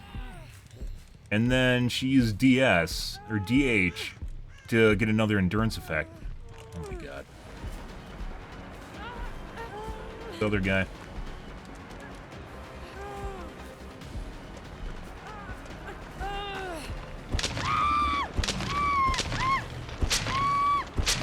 Trying to push me.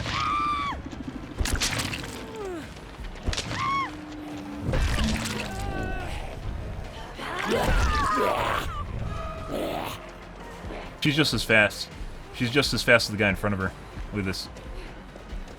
Yeah, she's running as fast as the other guy.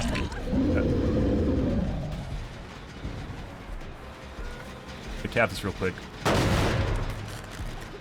Good thing she didn't use, Hey,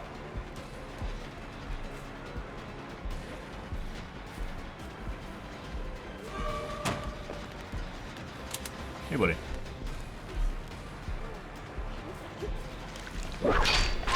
It's a tippity tip. DS is gone already. I don't think we should get slapped here. Nope. Let's see. We have a hook there we can double back to. Wow. She wasn't very good either, like hitting his... I guess we had a whip, so whips are telegraphed. Nothing. Is that zombie broken? Yeah, he is, isn't he? Yeah, right when we fucking leave the area. She has, possible sprint burst over there.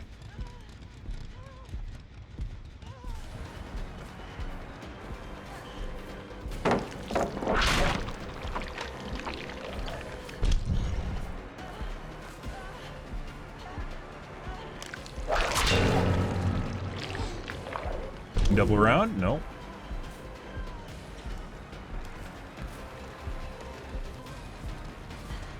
Re-drop.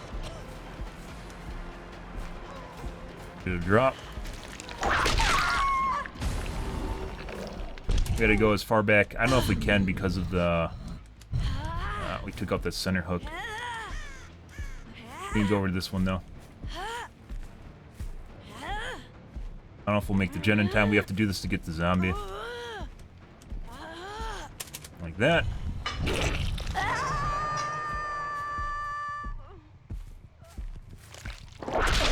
I regress. They're both...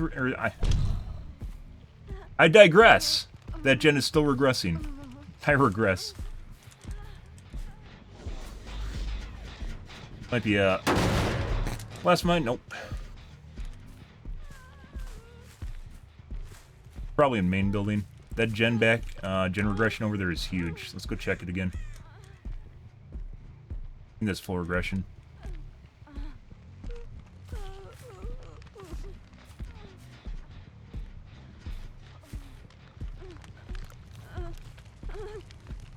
Pretty sure she's on that one. And then garage is probably going to pop here in a second.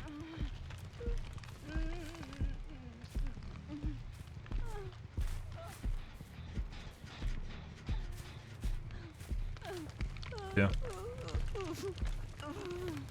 I think she's going to finish the main gen. Yeah.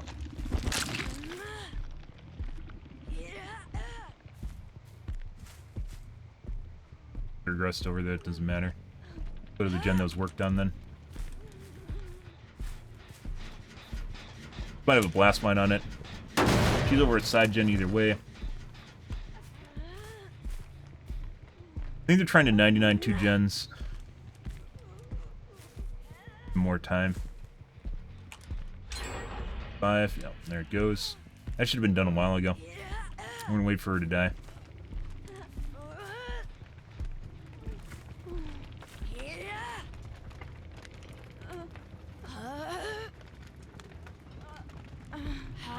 Good job, Michaela.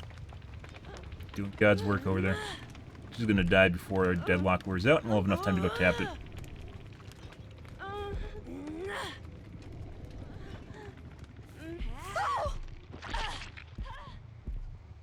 Trying to do the same gen now. We're gonna act like we're getting on her, when in fact we're just gonna try and burn her exhaust.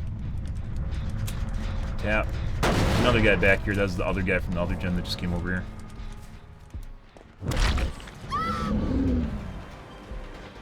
Cleave. Make sure we hit her when they do their spin shit. Other guy's right there on those side of the cars. I think she's gonna double back now. We could double back, but we're just gonna follow through with the Claudette.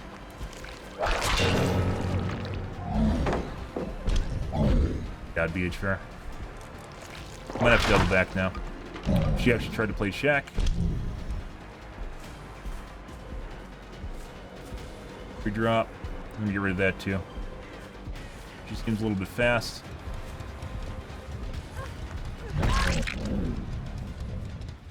Might be exponential here. Another guy's definitely back on the gen in the corner.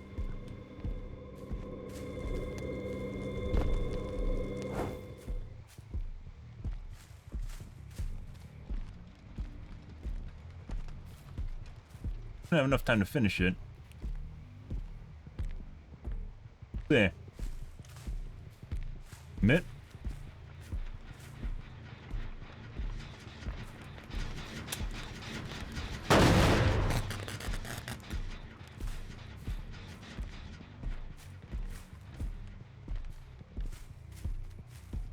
W keen for pickup.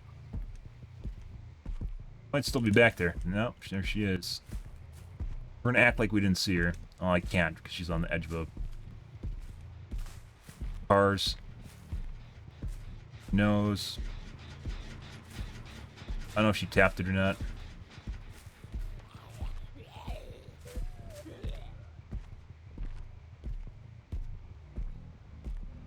Oh, it's fucking distance to make up here. Come on and chase.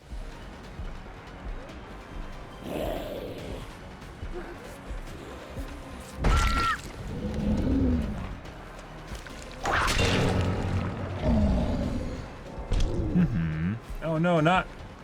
That's not the hatch offering. I don't know what she's doing.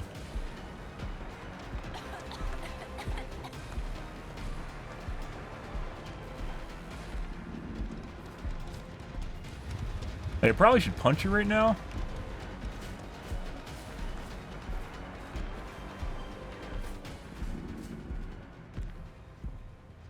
Be for hatch now, guys. Unfortunately, we could have punched her and downed her at this point. And found it.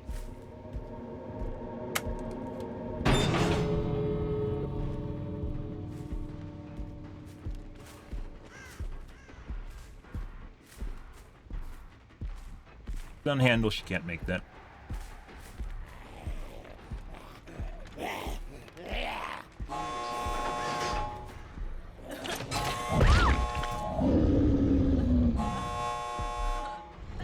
That feels like it went faster than normal, but, you know. Nice DC exploit for Hatch, though. I like how the zombie just turned off right there. Good for him. DC exploit for Hatch, check. You can tell, like survivors, most survivors at high MR are, like, fleeting. They're on the edge. They're on the absolute edge of just, like, going over to the dark side, i.e. cheating. Like, they're so fucking close. You can tell, like, they just want to flip. Just, like, one wrong move is just going to throw them over the edge. Just completely just flip the fuck out.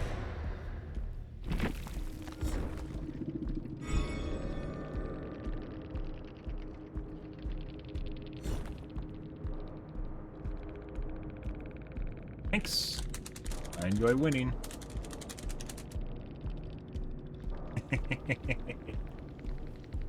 Yeah. Good sense of conflict here. Almost guys want to win, and we fight in a valiant battle till the bitter end. Nice DC exploit for Hatch, by the way. Bring a map. Nothing to do with the map. Why would I make up an excuse for something?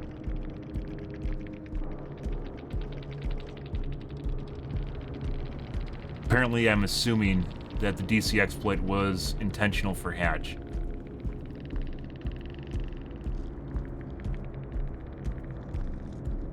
Yep.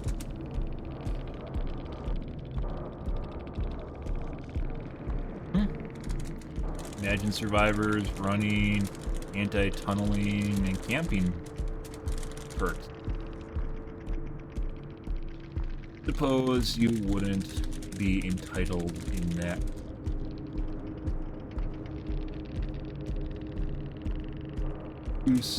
Too dumb or too entitled to run them?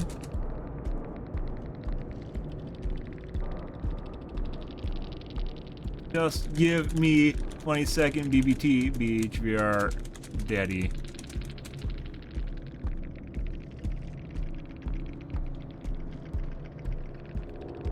Have fun. As it turns out, I run perks specifically to deal with things that rise in the game, not specifically cute or I'm OTS stuck in streamer MMR.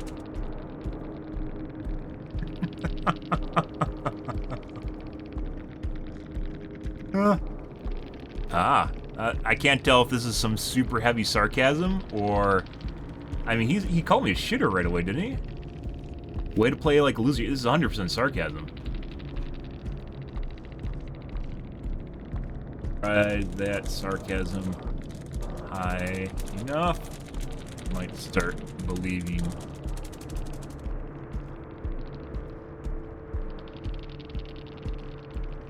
There's no way this guy had fun when he starts off with this. Right? I can't. One that called me a loser right out of the gates.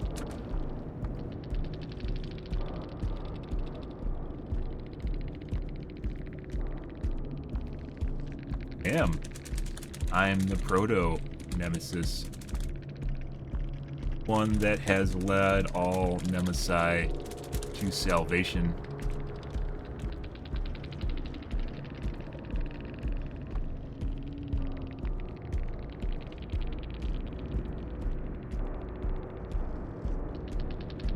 Amazing what happens when you 4K for 12.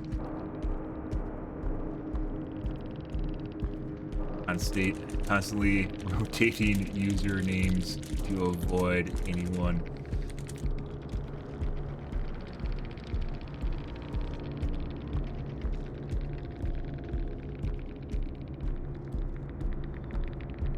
Why is it censored? I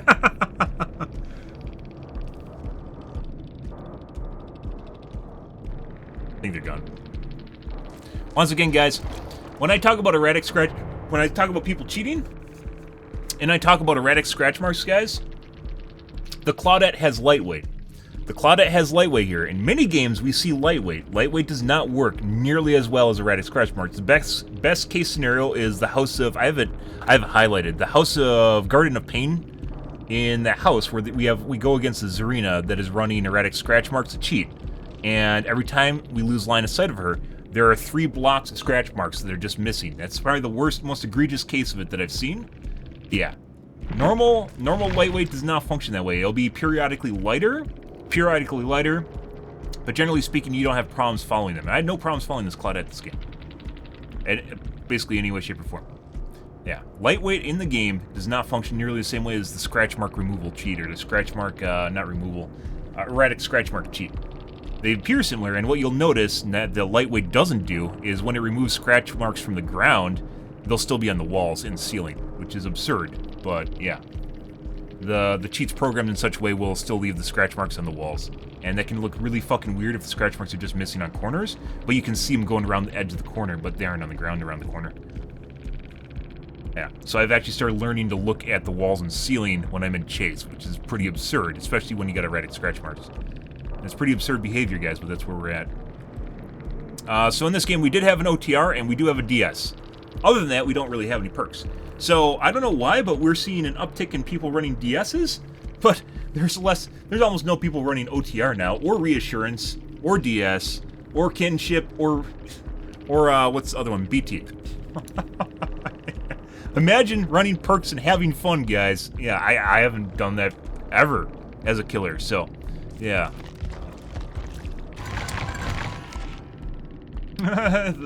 Apparently, guys, I assumed that they DC exploited for Hatch. I guess they didn't do that on purpose, so. The fuck?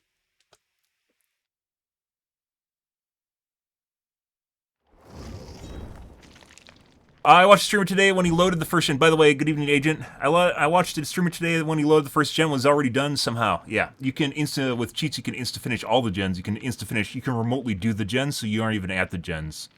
Unfortunately, that makes it very difficult to figure out who's cheating. And it won't always show up in... I originally used to use scoring events as a way of figuring out who's cheating because I get a shitload of great skill checks. Now it doesn't even always show up in scoring events, so you can't even report people that way. Sometimes you just end up with really erroneous scores, though, and I still occasionally report those, but for the most part I stopped reporting that. And that's purely because you get cheats that it won't show up in the scoring at all. Even though they're running an action speed hack that makes everything go faster.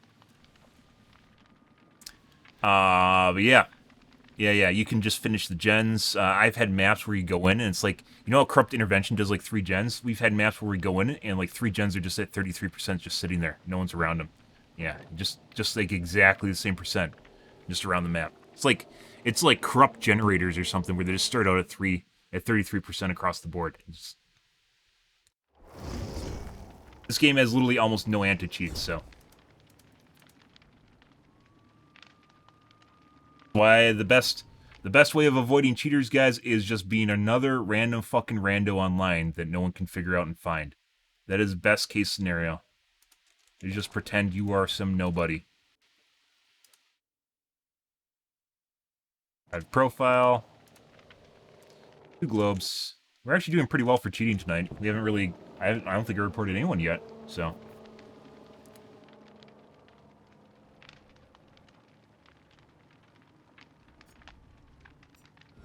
That's pretty good. Considering most nights I report people like every other game at the very least. Last night we had a shitload of people cheating. Was last night the cheater lobby on Larry's? I think it was the night before. There's a 4-man cheat squad. Yeah. Not rage cheating, but it doesn't fucking matter when they're all doing gens 30% faster. And we had that one fucking guy that was running long window loops and just running at like 108%. And then he runs faster while behind shit at like 112%. It was pretty absurd. I couldn't even get in position to whip him. Still got a 1K though. We still killed him in the end. Just literally took the entire game. Alrighty. Bog Laurel? Oh my god.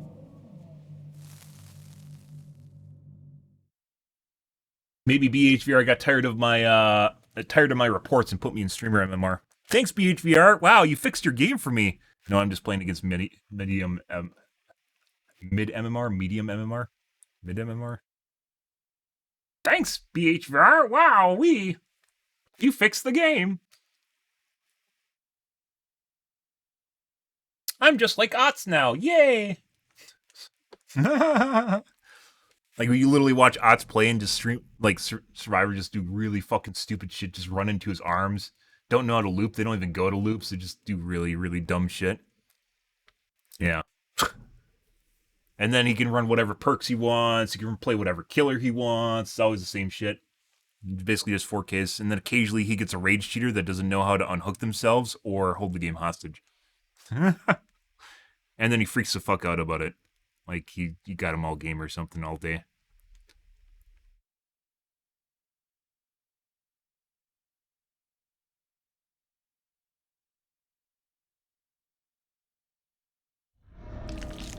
Ready. Thompson House. Despite what you might think, guys, turning off cam definitely helps for stress. Let's pop this guy. Didn't see anything weird in the lobby.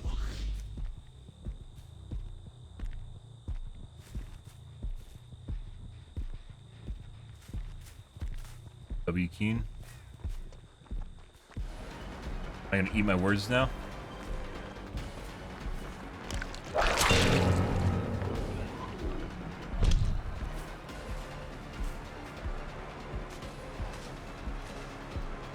Erratic. Not erratic. Weird scratch marks. Just went a weird direction. And double back. You did not. You can't make it. Probably gonna spin me.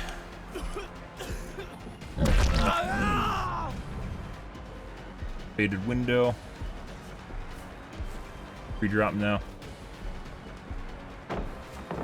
Side. Yeah.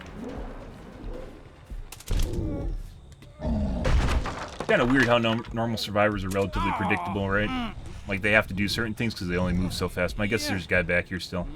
In the loop.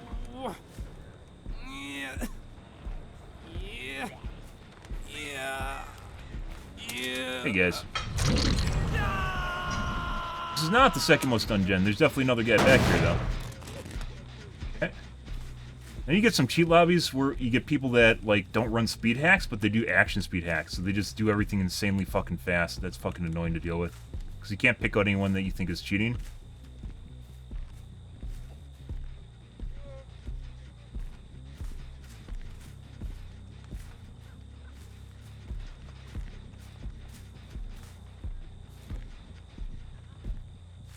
He's still there. Yeah, he is. I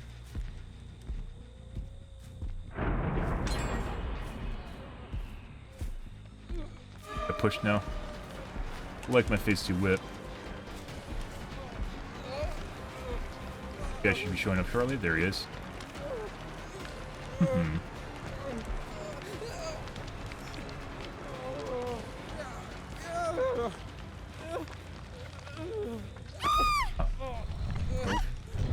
Your turn, David. Oh, yeah. Jake, excuse me. Good job, guys. Good job, Nia. I do want my phase 2 whip, though. Jake, I don't think went phase 2. It's very close, though. I don't know why she DC. Like, there's actually a chance of them winning. She just said she won't play the game anymore.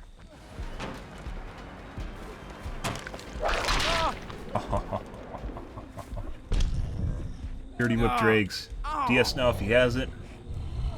That was a pretty interesting combination last map, guys, with the one guy that ran, he got BBT, and then he had a DS into a DH. I don't think I've seen that before, and it's actually kind of a good idea, but you have to make things align. Like, I don't think he had OTR. You have to have stars aligned to do that.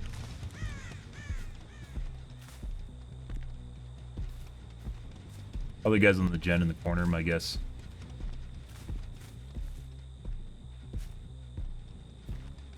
You guys gonna be going for unhook now. Be in front of us? There he is. Look at that timing. Look at that fucking timing, guys. Look at that fucking timing. Oh, he's over there playing stealth.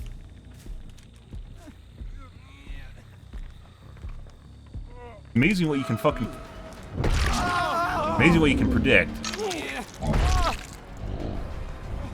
When people actually have to abide by the rules of the game. That's actually a good call on his part. He doesn't have OTR, apparently.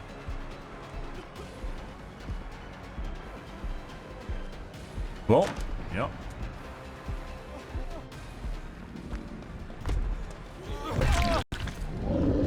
Alright. Yeah, please remove grab. Ott said so. He made a video, guys. Remove the grab. Ott said so. Ott said the grab is OP as fuck. Remove the grab, guys. Remove grab. Oh, grab is OP. Remove the grab. She must have unbreakable. I think the other guy's still back here working the gen. I don't think that was a pickup. It was too soon.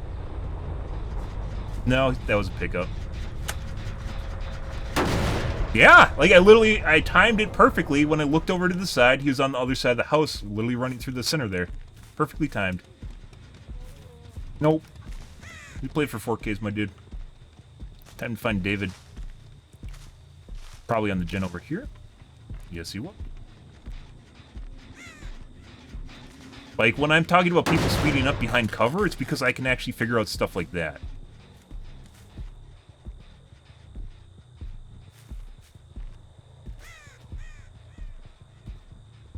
That's pretty... I'm going to say that is fucking remarkable, guys. I have 5,000 hours in the game. I don't. I don't have 5,000 hours in the game. Probably hiding in the corner right now. Could also be in Kill Dungeon. Kids usually go.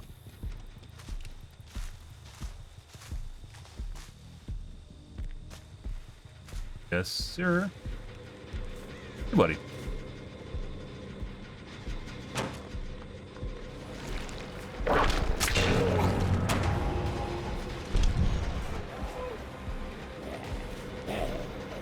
Can we get zombie chanting on the action?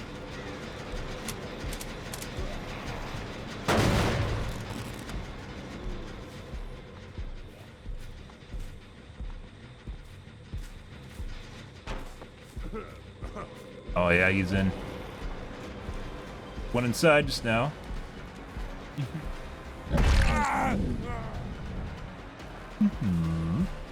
Oh, cow tree.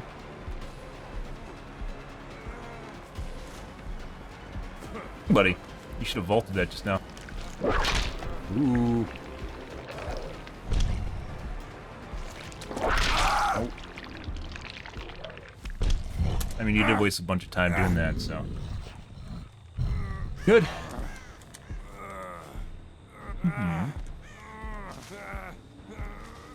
Now wait for 4% deliverance, which you might actually have. And if I wanted to be sweatier, I would have bled out Jake. Because he could actually wait out the Jake right now. Which he should do if he has deliverance. And then pop it literally right before Jake dies and you have a chance at hatch. Stuff. That was beautiful, guys. I'm not gonna lie. Absolutely beautiful. But wouldn't want David coming back there and finishing that gen. So I tapped the gen.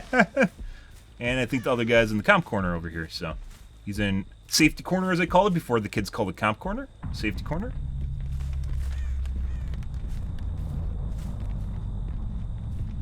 Not being. Not. RNG for hatch.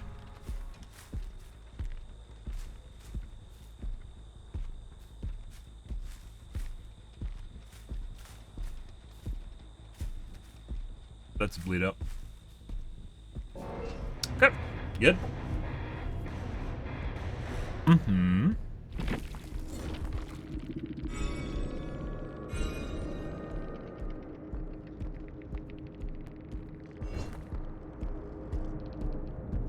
David at OTR.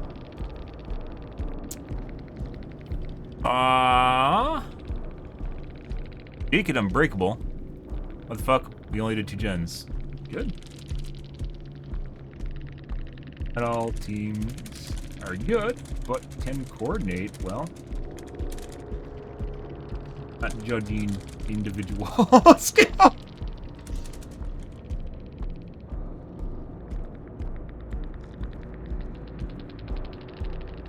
Not judging individual skill, rather your hive mind.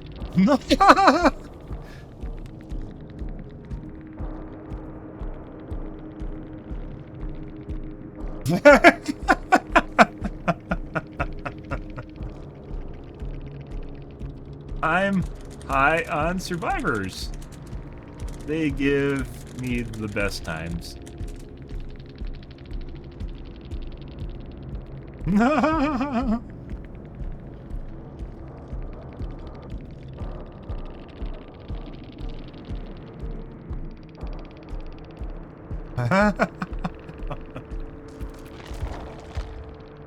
Still here. David had Desperate. Well, OTR.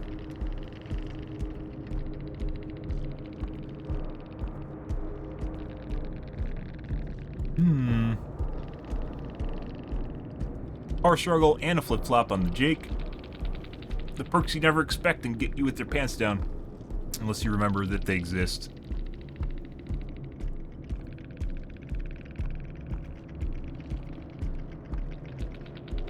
Healing. Yeah, nothing spectacular, and then you disconnected. We'll highlight this game, guys. We'll make this a highlight. Just purely because of that timing in that match. Yeah, like I said before, guys, like, when I'm talking about people, like, you guys probably think I'm crazy, but when I talk about someone cheating, and I'm like, hey, these guys are running faster behind cover, it's because I can accurately predict where people are going to appear based on, basically, tons and tons and tons of experience, right? And you don't need to have 10,000 hours, depending on how intelligent you are and how good your memory is, to have a good idea. Muscle memory, as the kids sometimes call it, but that doesn't necessarily apply here. I guess memory muscles, maybe the opposite of that. It's not like an eye-hand coordination thing as much as it's just remembering where they're going to appear, when they're going to appear, right? Had that down perfect, exactly at the Thompson house there.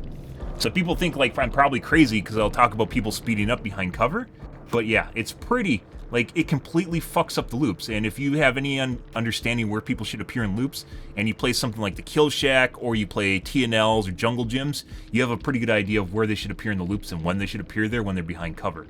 Because you have tons of experience. They move at the same rate unless they have a perk running, which most perks you can figure out, you know, and part of the game is remembering all the perks and stuff that's happening in it. Once you figured it out, you can get it down pat and you can figure out where they will be relative to your movement speed, right? And yeah, like, the people, tonight's games have been relatively normal. It's fucking weird. People normally, like, just will show up at just random points in our loops and just like, what's going on? Like yesterday, I think we got a shitload of people. Like, the new cheat, I want to call it the new cheat, is where people will run slower in the open and they'll run faster behind cover. I don't know a proper name for it behind. I used to call it corner boost, but that was like a mini dead hard when they go behind cover. Now they just speed up while behind cover. Once you lose line of sight as a killer, they'll speed up. And then they slow down when you regain line of sight. So one of the ways you can play against it is just to maintain line of sight, even if it involves you taking wider angles, is to maintain line of sight, otherwise they'll get a lot faster. Fucking weird shit. And we've had people do it on, like, oval loops where you can't see them because the hay bales are too high, for instance. All sorts of weird shit. And when you have an oval loop like that, and you can't see where they are, if you know that they're running a wall boost or a behind cover boost, line of sight boost, let's call it line of sight boost. When they're running a line of sight boost, is if you go around the corner and they round the corner, you can just double back and do a lunge attack, and depending on how fast they run, you'll just run straight into them. We've done that already. It's pretty absurd because they shouldn't actually be there, but you'll connect with a lunge attack, normal lunge attack, not even coup de grace, because they're at the wrong point in the loop. Fucking obscene. This is like counter cheat intelligence 101, guys. Counter cheat espionage or something? I don't know what to call it. Literally figuring out how the cheats operate and then trying to find ways around it. Because people that use them, you generally are not very smart, and you can use that to your advantage because they'll do predictable things, like just running a long loop over and over and over again. You got an anonymous name, next game. They'll just run the same loop over and over and over again. In that cheat match I talked about on Lyri's the other day, we predicted, and I would have got the downs. I would not have gone if I didn't know she was going to run the same loop over and over and over again. Because it involved me doing a very, very risky predictive hit, and then involves them basically running into my whip. Instead of something that's more reactionary, right? Predictive stuff generally is going to be more hit or miss. Like with Executioner, you have to do a lot of predictive hits, and that means your very long telegraph, and you can be, you know, countered. They can just look at you and go, hey, this guy's about to throw his mouse too. I better just do a loop-de-loop here, and then they go boop, and then your thing misses. Because Executioner is garbage.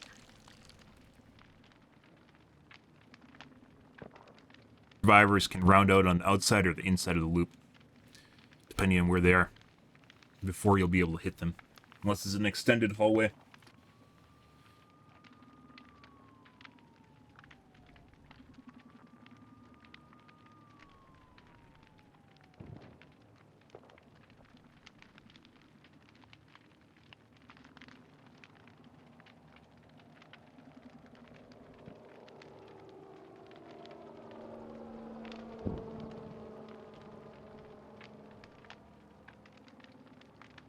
Definitely running out of ink ribbons, guys. And once again, I think I run ink ribbons for 3/4 of my games. And we're dumping 2 mil into Nemesis each time I get it. And we're running out of ink ribbons still. I think last time I put 2 mil into him, I had 42 ink ribbons. And we went up to like 55.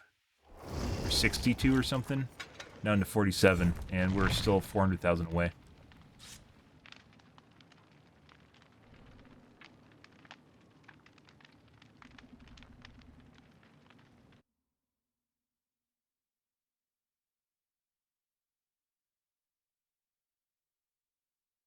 This guy has a penis on his profile. Cool.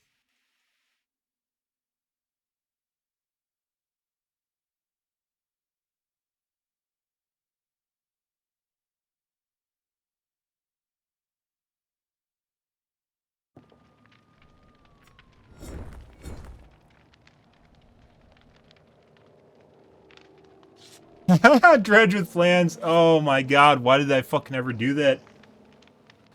We have a last second. Well, not a last second. Flashlight. I said that right after I started figuring it out. I was like, hey, I probably should never leveled up.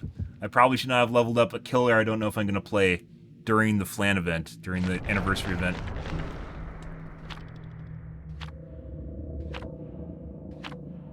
Okay. 180 flans stuck on dredge. What?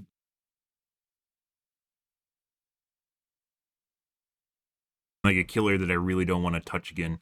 I played him for like, what, maybe a day? And then figured out why he's not very good, just in that time. It's just, you use your counter loop, they just leave the loop. And of course, it slows you down while you're using it. Use your counter loop, they just leave the loop. You teleport, they just run away. Or they nurse you, which is they'll bait you into a locker, and then the moment that you teleport, they'll just double back on themselves. And then, of course, you can't see the lockers across the map. There's a lot of shit that's broken on them. And then, of course, survivors can even, like, they can counterplay you by locking the lockers. Even if the survivors couldn't lock the lockers, he wouldn't be that great. That's pretty absurd. There's like a bunch of counterplay that he doesn't need. Just like Sadako had, you can turn off her TVs with the VHS tape that people don't need to touch. You're like, hey guys, let's build in all these mechanics to make this killer more interactive, and then just make the killer shit. Okay, wow, okay. At least Sadako's not as bad as I said that. At least Dredge isn't as bad as Sadako. Both of them are bad. Dredge is just an inferior Freddy, and Freddy's not that great. Let's go break your cuck door. We're gonna get our first cheater game of the night. Let's find out. Waiting on it. They updated the anti-cheat today or something. No way, because I definitely saw some people getting held hostage and shit. Break my zombie right away. They did. We need to reset them. Spawn broken, guys. Good. Other zombie broken too? Our other zombie is also broken.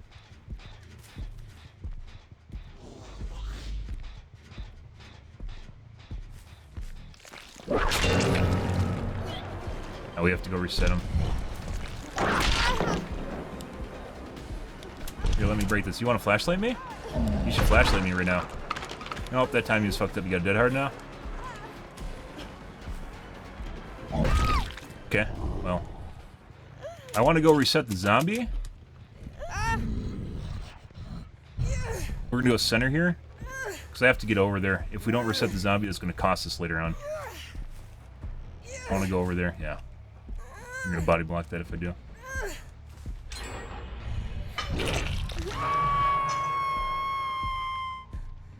We're going to go over here. She's probably going to get unhooked behind us. We have to do the zombie. Yeah, face ya.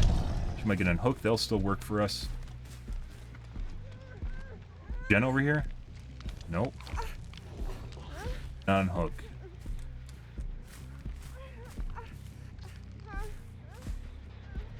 Capture Jen. Gonna cost us an unhook here. Back, she's gonna run to Shack.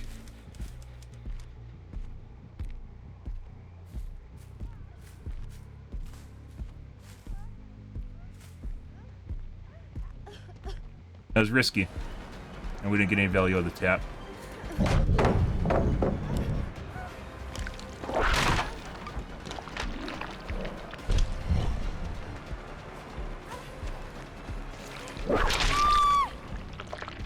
Other guy's still here. We'll see if we might get slapped here. I don't know where she is. Yes. Let's go over here.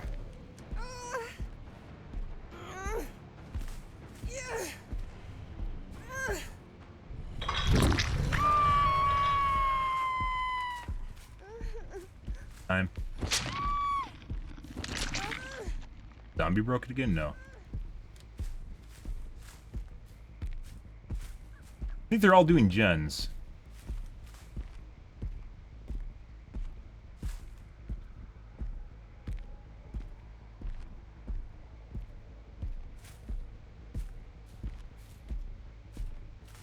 Saw someone go into the center. I don't know where they are.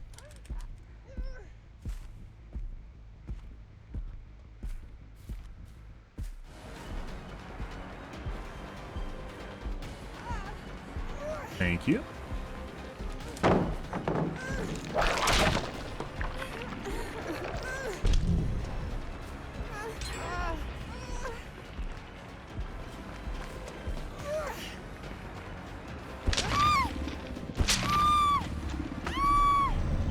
Your turn. She has to pull.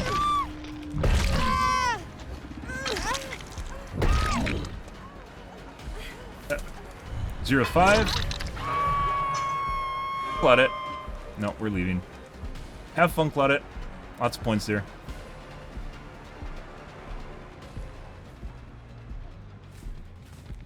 Because they could go for a full reset and we'll never see Nia again. She'll just do a gen. So we have to chase the Nia.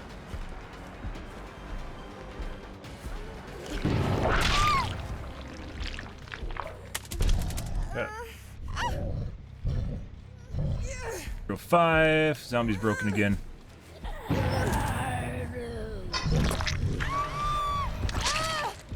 Leave.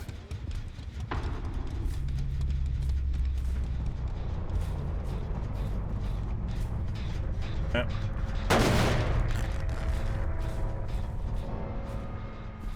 Healing. None of these gens have progress on it. Just leave that. Probably on the same gen. It's my guess. All 3 of them. I don't know which one 05 is. That's a problem as well. I think that's flannel. Guess they're all on the same gen.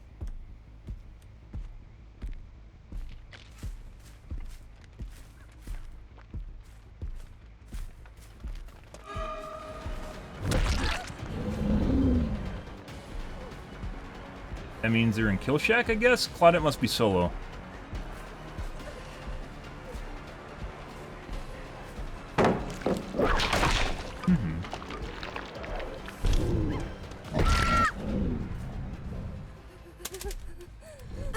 Okay. Still doing gens very fast here, guys. Regardless what's going on here. That gen was not tapped, so.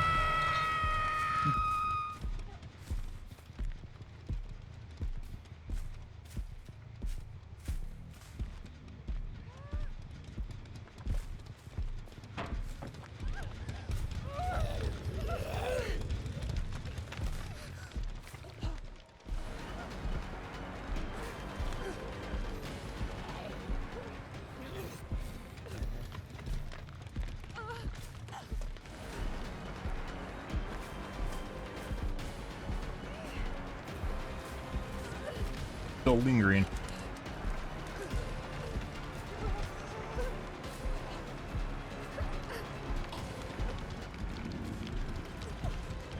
Looks like the other guy's going across the map. This guy's laggy.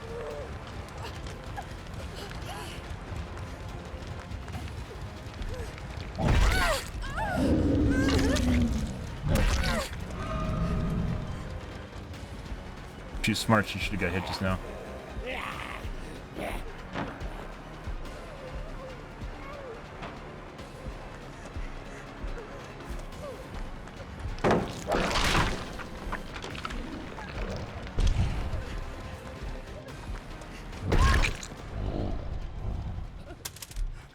DS, if she has it, I don't think she does. This is just taking forever. We gotta leave her now. We're gonna get on gens again.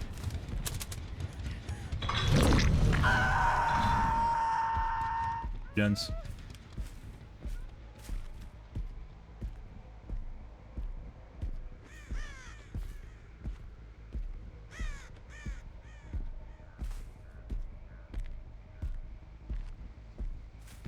Progress on that gen, by the way.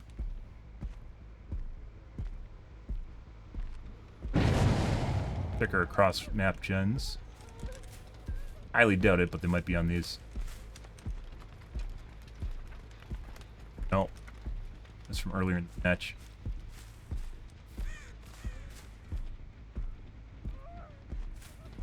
Guy looks broken.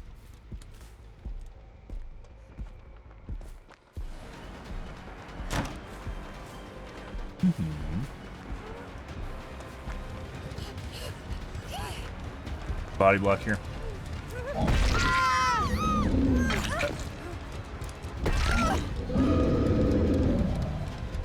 They're actually getting net positive here. Oh no. And now she's fucked.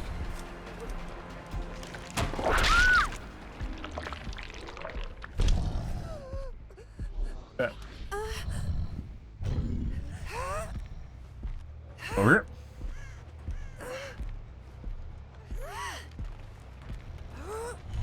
I think they're still in the corner healing right now.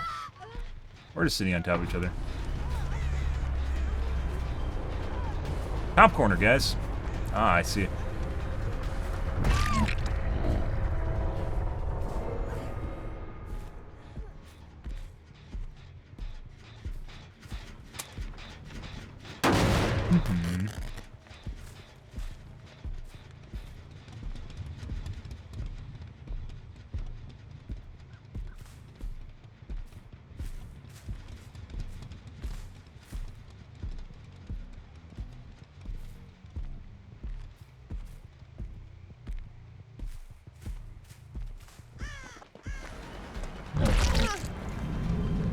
I haven't had to whip like at all this game because they don't really loop. They just expect me to whip, and then I just don't whip. We've talked about this before, though.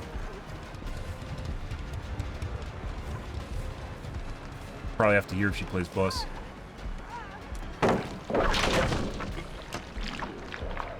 Probably gonna have to whip. Yeah.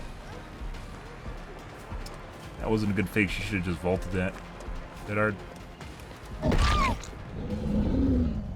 Alright, that zombie is broken. Good. The one over here, so we have a hook for her. I'm going against relatively normal survivors, guys. This is really fucking weird. I mean, they did get a lot of gens done, but it doesn't feel like anyone's cheating. Wait for a 4% some deliverance. Oh, give her some hentai. Oh, yeah, the Nias love hentai. So, 05 was not the guy that we hooked. It was 04 or 01. Got herself a cross-seas player there.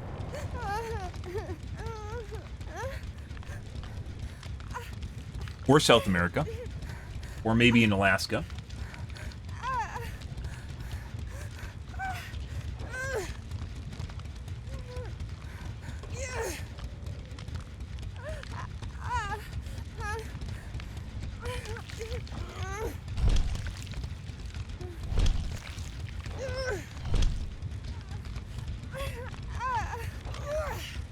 Probably is a deliverance. Body block. The window.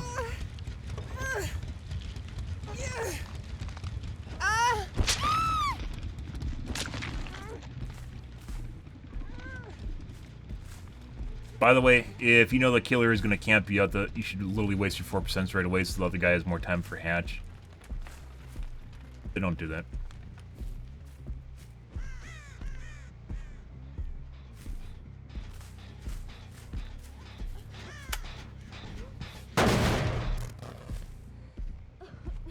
Buddy. Now we're going to wait for other Nia to die so this guy doesn't get a chance 4%. I don't know if this is the guy I hooked already or not. Maybe 01's the guy that hooked already. I don't remember.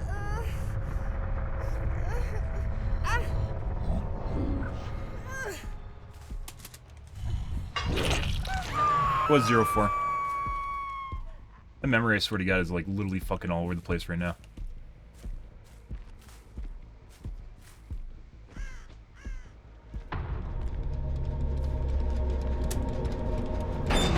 And we got hatch. Good, good, good.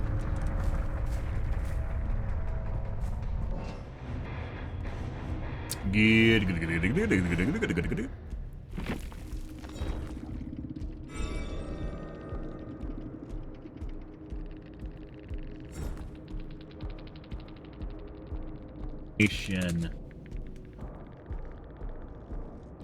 Oh noes.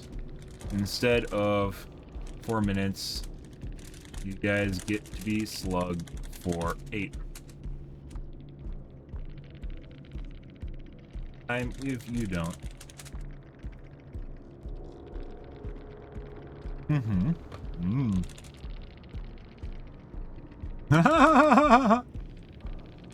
make it sound like I can't.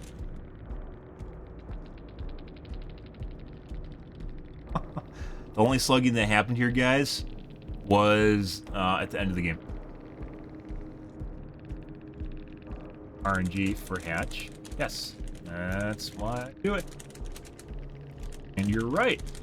They can get off the ground, so I would then oscillate the last 2 players. And instead, it would just take 8 minutes instead of whatever you consider an improvement.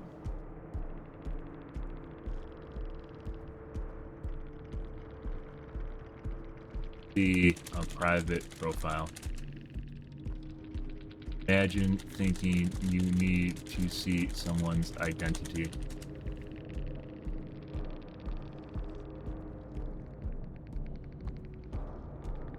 Do you think I'd allow you to draw dongers on it and call me lame? Because there is no reason to give you my profile? Love you too, Snookums. I don't know, that's censored.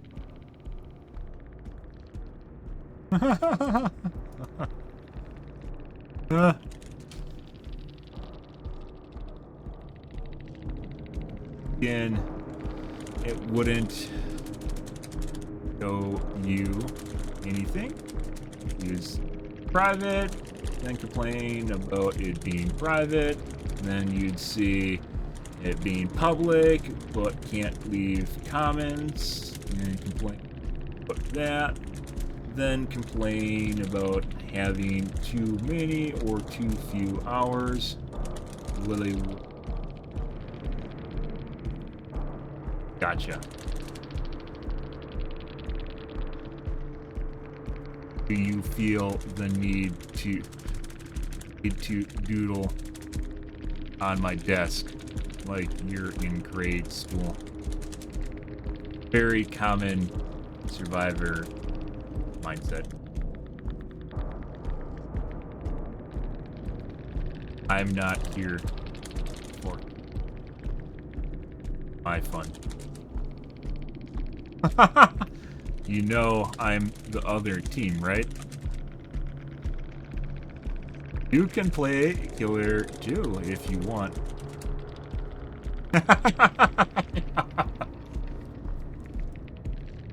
What's a POS pile of shit?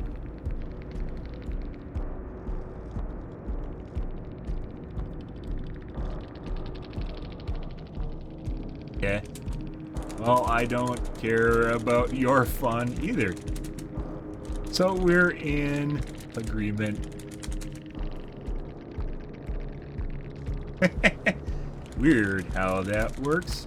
Difference being I don't feel I'm entitled to have fun while you don't. I just make the best of it.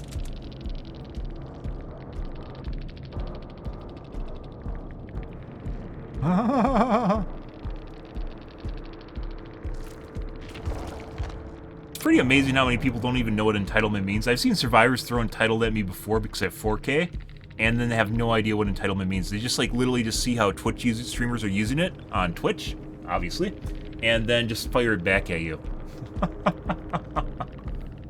I think we did pretty good. Let's see. Oh no, guys! Oh no, we got the Unbreakable update coming instead at the end of the game. That's going to be, by the way, that's going to be problems for other reasons. But at the end of the game, when there's 2 people left, all that means is I'm going to oscillate. I don't know why I didn't make the disconnect sound just now. That just means I'm going to oscillate back and forth between the last 2 players. Down one and then go find the other one, then down that one and go find the other one. We've done this before with when people are running exponential totems and I can't find it. We've done the same fucking thing. It just means the game takes literally infinitely longer. But if this does it for you, VHVR, I'll fucking do it. Instead of our 4-minute bleed out, we'll have 8 minutes to do that and find it down the other player and oscillate them back and forth. That doesn't change really anything for me. And maybe we'll get the hatch at the end, but I kind of doubt it. Yeah, literally it just means they're going to have 2 times the bleed timer, and that means there's going to be even more chases on top of it. So our game that should normally last 8 minutes is probably going to last close to 20 minutes because we're going to oscillate the last 2 players. And if this is what these guys want to do to get hatch, I mean, I'm going to play the hatch game too because I'm just as entitled to win as they are. We are both equally entitled to win because I'm playing against them, they're playing against me.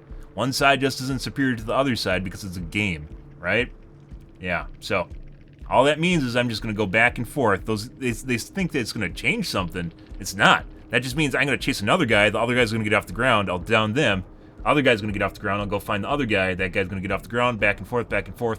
Do runs on the gens while this is happening. Ping pong, ping pong, ping pong, ping pong, back and forth until someone finally bleeds out, and then maybe the last guy will have a chance at the hatch. So, yeah, it just means that's going to take 12 minutes to happen. Good job, BHVR. And if they get close to each other, which they probably won't, they're just going to go to the opposite corners of the map to do this shit. If they get close to each other, that just means they're going to both die. So, just takes longer. I'm still going to play the same game. Good stuff.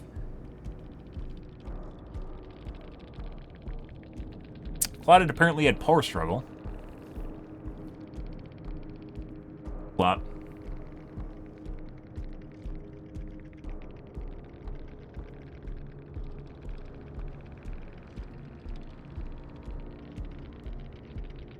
Oh, guys, it's only a week away, boys. Don't you worry.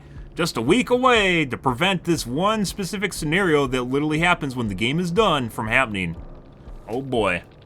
You got him, BHVR. Same thing happened with, what was it, when they changed the hatch, the keys. And it's supposed to work in the favor of the killers, but they just made it more towards the survivor at the end of the game just getting hatched. Just, what happened?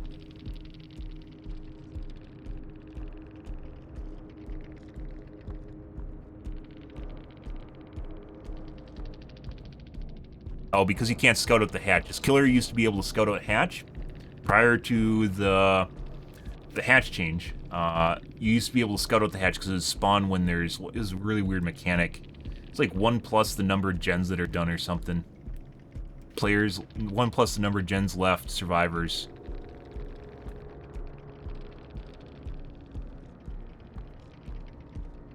Something like that. And it spawned early, so as a killer, you could scout it out when there's 4 guys left, instead of it just being completely random. And then you can play around it. You can play around the hatch as a killer. Obviously, and occasionally you still get like 2-man escapes and shit like that. And I think I overall, like over the year that I played Dead by Daylight, I think I only had two 3-man escapes out of all the time I played, and both of them didn't make sense. It was like something really stupid where they had like 3 gens left, and there's 3 people left, and they decide to hatch play. And you're like, okay, bye. Yeah, like, you have a huge chance of actually getting out, and it doesn't matter. Okay, let's make a highlight, guys. Of that beautiful game where I predicted where that guy's gonna poop out on the side of the house. Like, that wasn't a small part of the map. That was literally across the map, guys. Across the fucking map.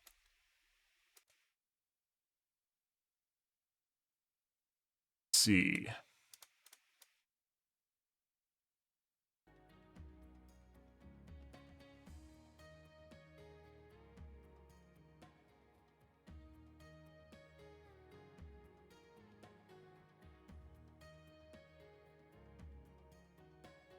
Beautifully predicted positioning and plays. Like I said, it's... when you play against normal players, this game becomes much more predictable because when people are cheating, they start doing random shit. Like, it doesn't make sense at all. Amazing what you can fucking... I literally just mentioned that. That's hilarious. For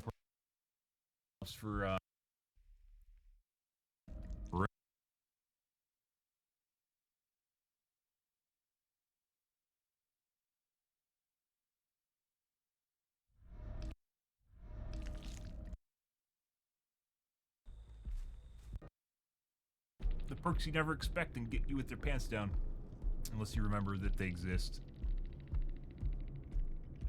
Okay, I don't know what you're on. Healing. Yeah, nothing spectacular, and then I need it disconnected. We'll highlight this game, guys. We'll make this a highlight. Just purely cover. It's because I can accurately predict just, but you have a pretty good idea of where they should appear in the loops and when they should appear there when they're behind cover, because you have tons of experience.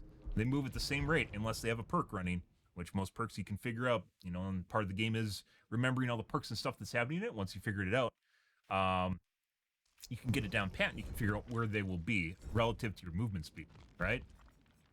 And yeah, like the people, tonight's games have been relatively normal. It's fucking weird. And other streamers in NA have been getting a lot of cheaters. Random points in our loops and just like, what's going on? Like yesterday, I think we got a shitload of people. Like the new cheat, I want to call it the new cheat, is where people will run slower in the open and they'll run faster behind cover. I don't know a proper name for it behind. I used to call it corner boost, but that was like a mini dead hard when they go behind cover. Now they just speed up while behind cover. Once you lose line of sight as a killer, they'll speed up.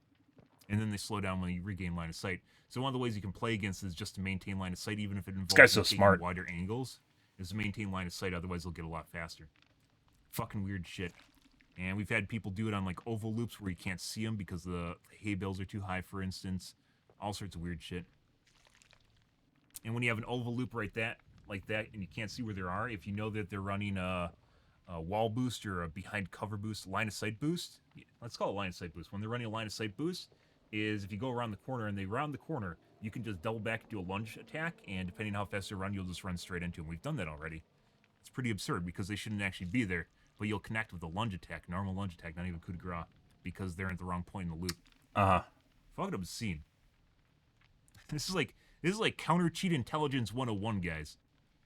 Counter cheat espionage or something? I don't know what to call it.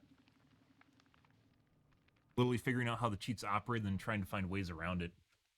Because people that use them, you generally are not very smart, and you can use that to your advantage because they'll do predictable things, like just running a long loop over and over and over again. We got an anonymous name, next game. So let's run the same loop over and over and over again. In that cheat match I talked about on Larry's the other day, we predicted, and I would have got the downs. I would not have gone if I didn't know she was going to run the same loop over and over and over again.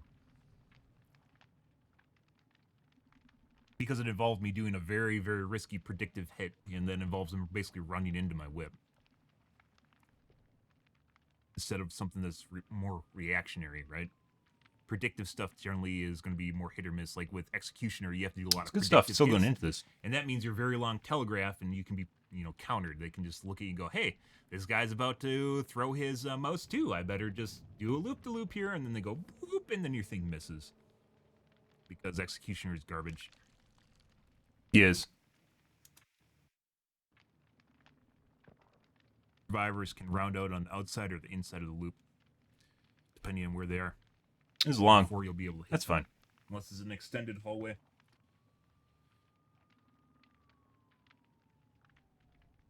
Depending on where they are, before you'll be able to hit them. Unless it's an extended hallway. Good.